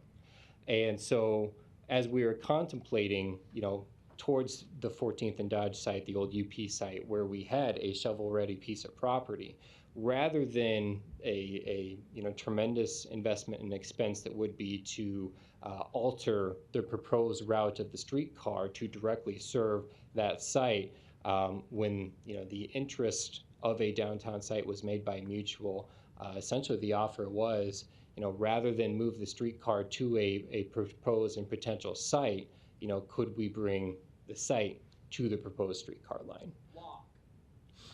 So then the next item would be the park frontage block, which again will be in the interim used as a laydown area, then landscape, but will be eventually acquired by Mutual of Omaha based upon a market value.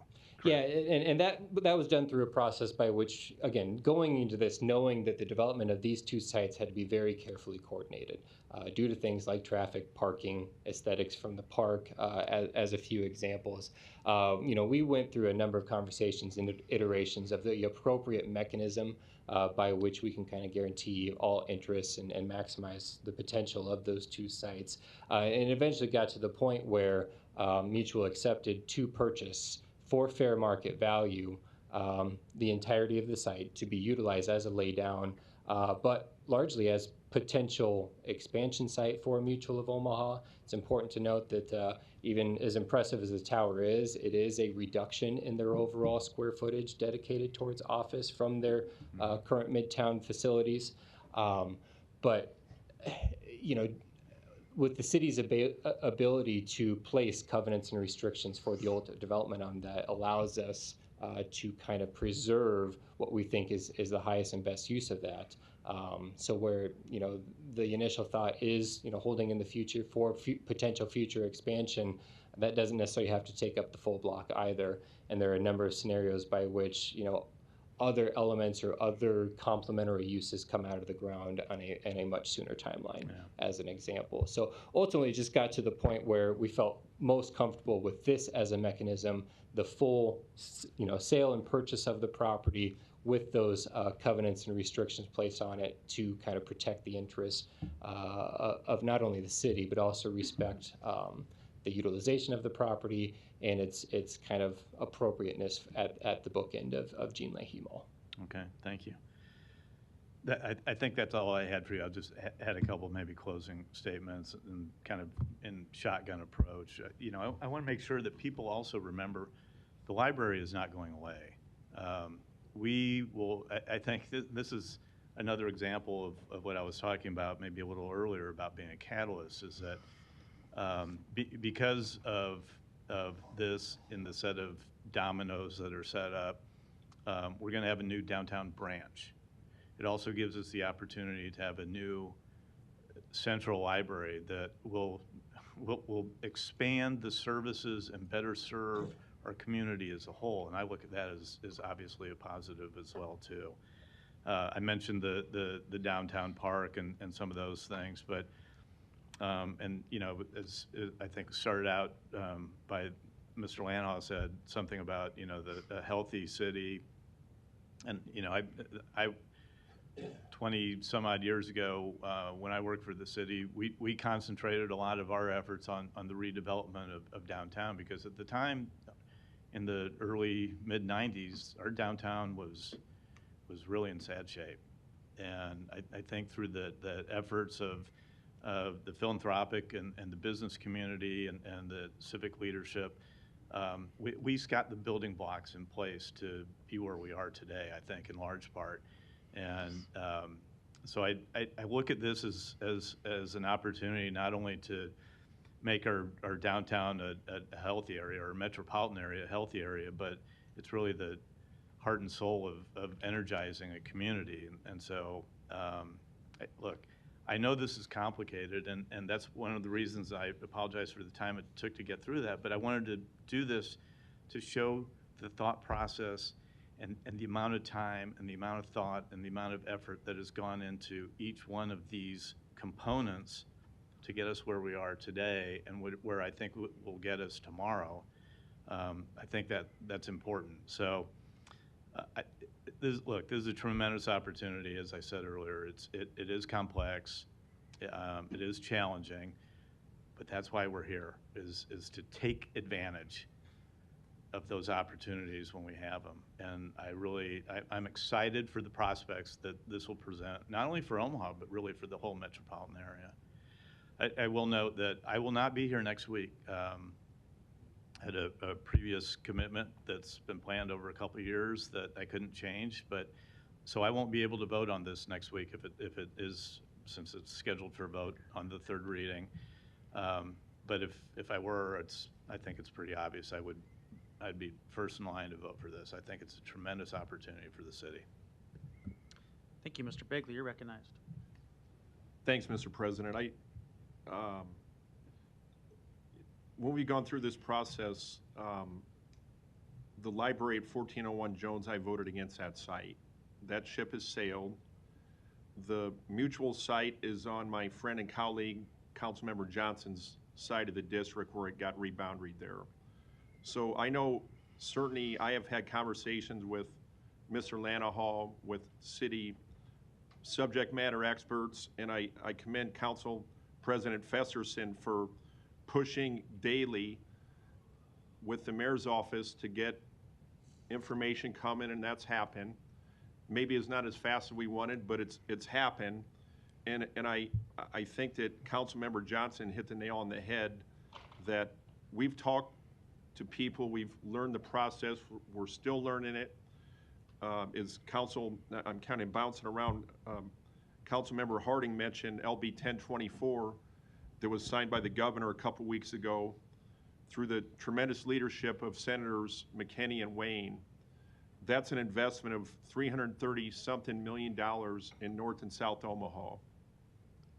I believe Mutual is somewhere around $443 million, and Mr. Lanhaw confirmed that the TIF ask isn't any higher now than it was originally asked, which was $68 million. The investment is now $600 million. So that's quite a substantial investment in the city of Omaha that's happening here with this project, and we're still putting it all together. We're asking questions, we're talking to people every day. So again, this project going forward, it's a huge thing for the city of Omaha, and I it's great to have the conversation with people and continue the dialogue. That the outreach has been there, and the education's been there, and talking to colleagues daily as I certainly do, I'll continue to do that throughout, so thanks. Thank you. And I think I'm the last one to speak, at least for today. I just wanted to have a few follow-ups too. This is a tremendously complex project. They can have a huge impact on our urban core, so it is important to take our time, hear from the public, walk through all these details. It is a very complex document we have in front of us here. 14 exhibits, 5 separate agreements that might implement it later if it's approved, a lot of real estate implications. So it's important that we're taking the time to do this today. And I have a few follow-ups I want to ask today. They are similar to some of Councilmember Hardy's questions, just a couple of more details on some of those items. And then maybe just a couple comments before we close, at least for today. And I think these are probably the same two representatives that would answer these questions, Mr. Lanahan and Mr. Anderson.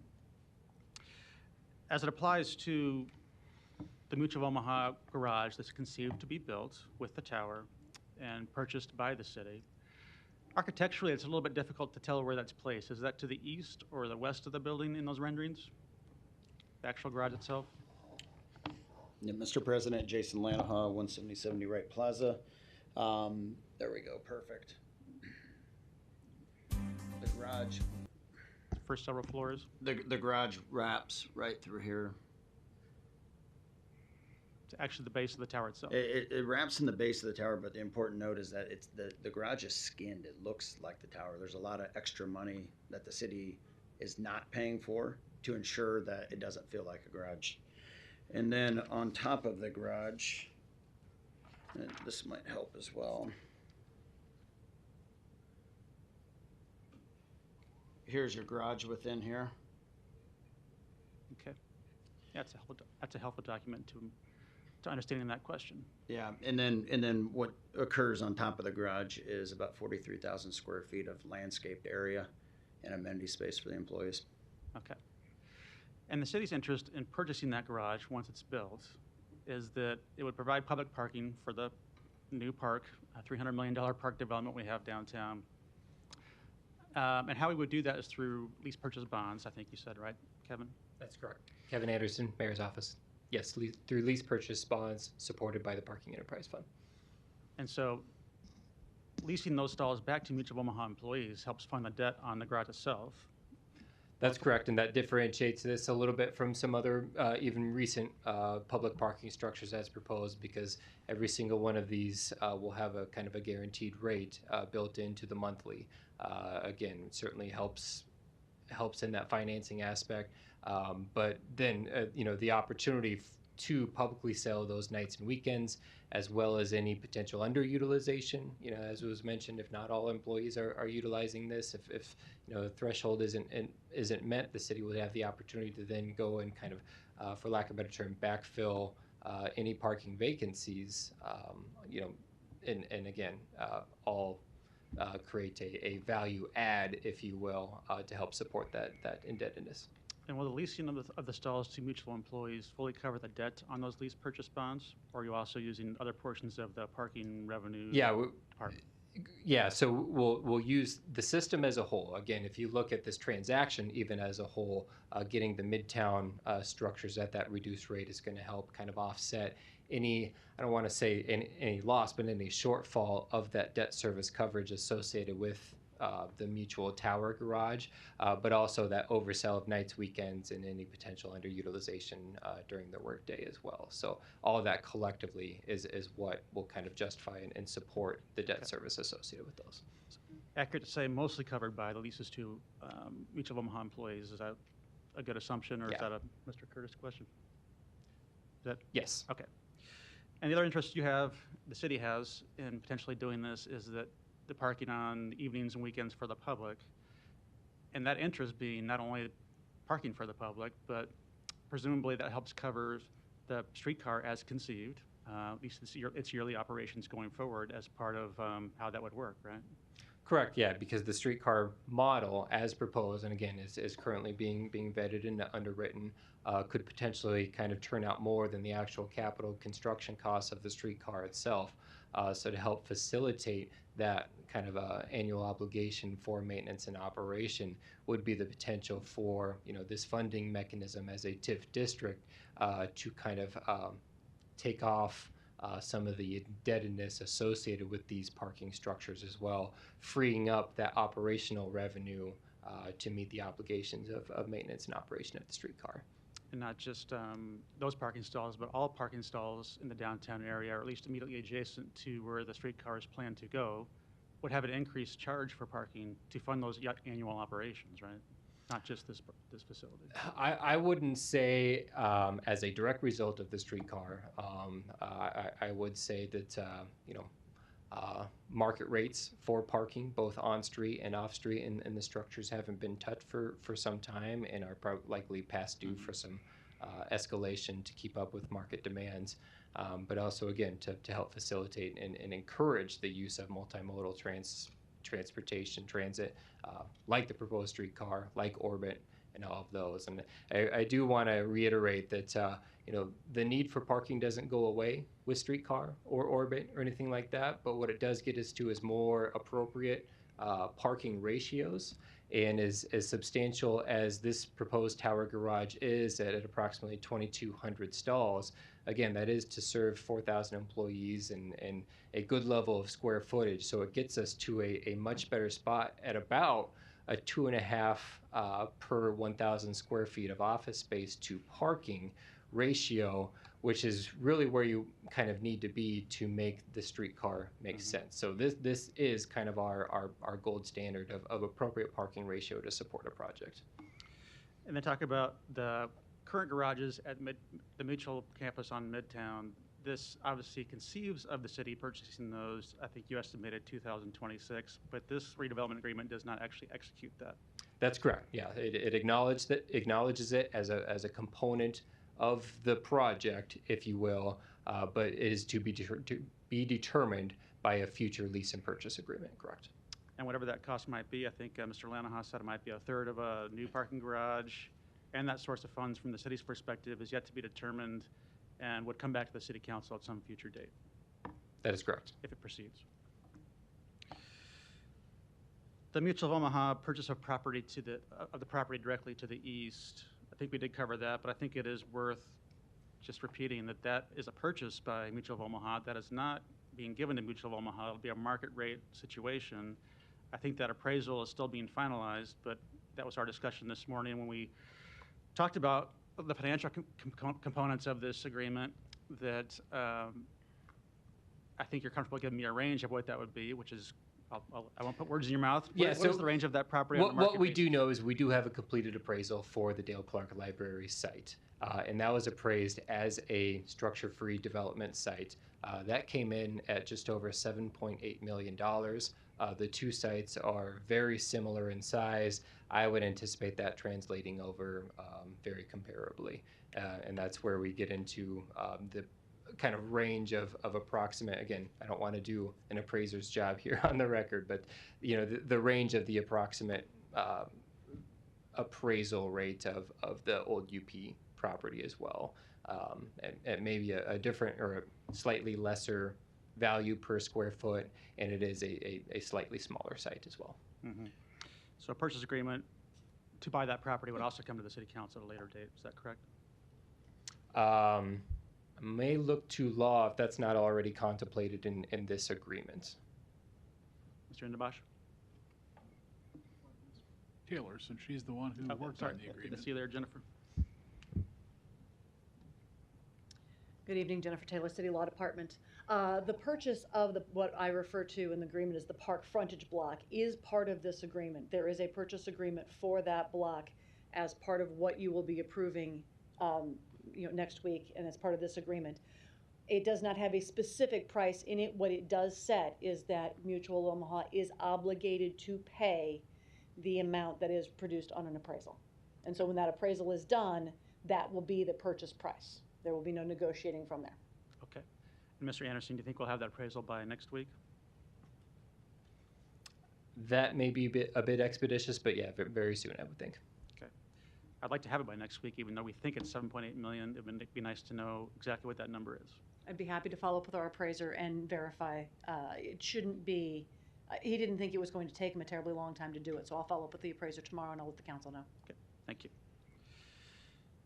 And then you started to go here to Mr. Anderson. So that as has been estimated, the Union Pacific property, is what I call it, has been estimated to be about $6 million, and that's a property the city would then assume and have for future development purposes. Correct.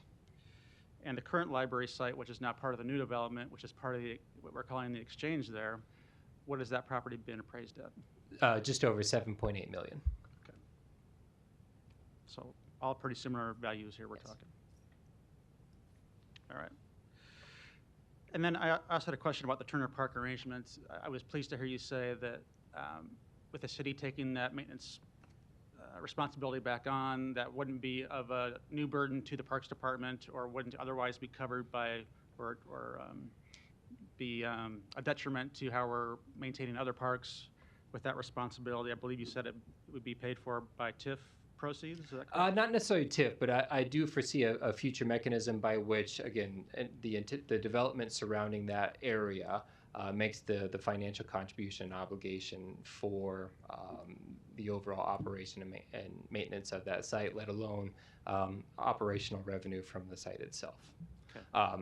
I foresee that there's a few different mechanisms by which that occur. A business improvement district as an example, an agreement with a owners association as another. But yeah, we do anticipate there are a number of paths forward in terms of a mechanism by which that revenue can be generated to support the operation and maintenance of Turner Park. Do you know what that number is today? Today, it's approximately 700,000. I do want to add that as a city likely contract is what we would anticipate in working with Mr. Kalsovich and the Parks Department. That would be a publicly bid process and competitively bid process. So I could see that fluctuating up or down based off of a bid process. To contract that maintenance? Correct. Okay. And you're thinking that's not until 2026 most likely? Correct, yeah. It's contemplated upon vacation by mutual of the Midtown campus.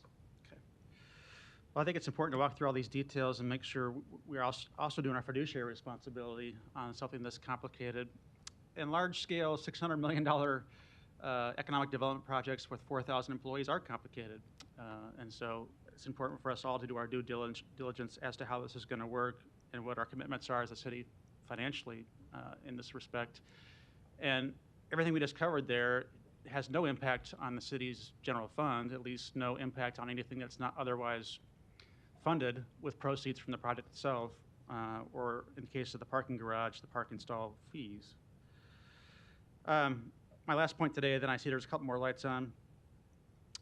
It does say in this redevelopment agreement that the city must continue its good faith efforts towards the streetcar, but this document does not approve a streetcar. Just want to reiterate that. And I think we still have a lot more work to do on the streetcar as a body, just like we're doing today. We spent almost an entire hour this morning, the Finance Committee did, on streetcar financing. We've been asking for a lot of information on that, to Mr. Bailey's point, and still need a lot more information on that. But I think we're in a much better spot than we were even just a couple months ago when this was announced.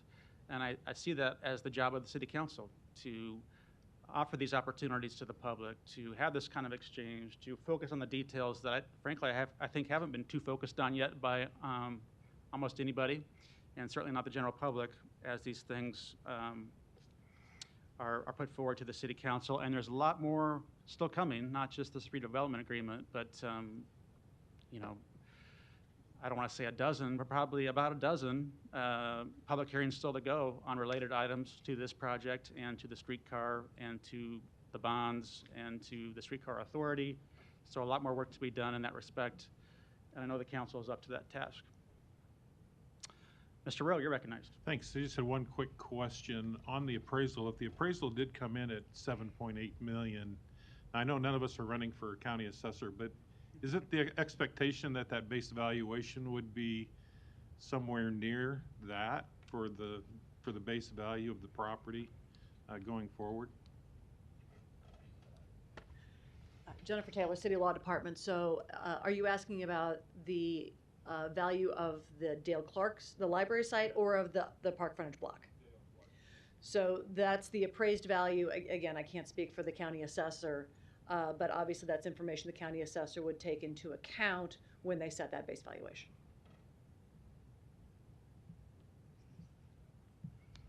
Mr. Rowe, Jason Lanahaw, or Councilman Rowe, Jason Lanahaw, 17070 Wright Plaza. I think it's important to note as well that whatever that base valuation gets assigned to is more than what's occurring now. Right now, it's paying $0 in tax.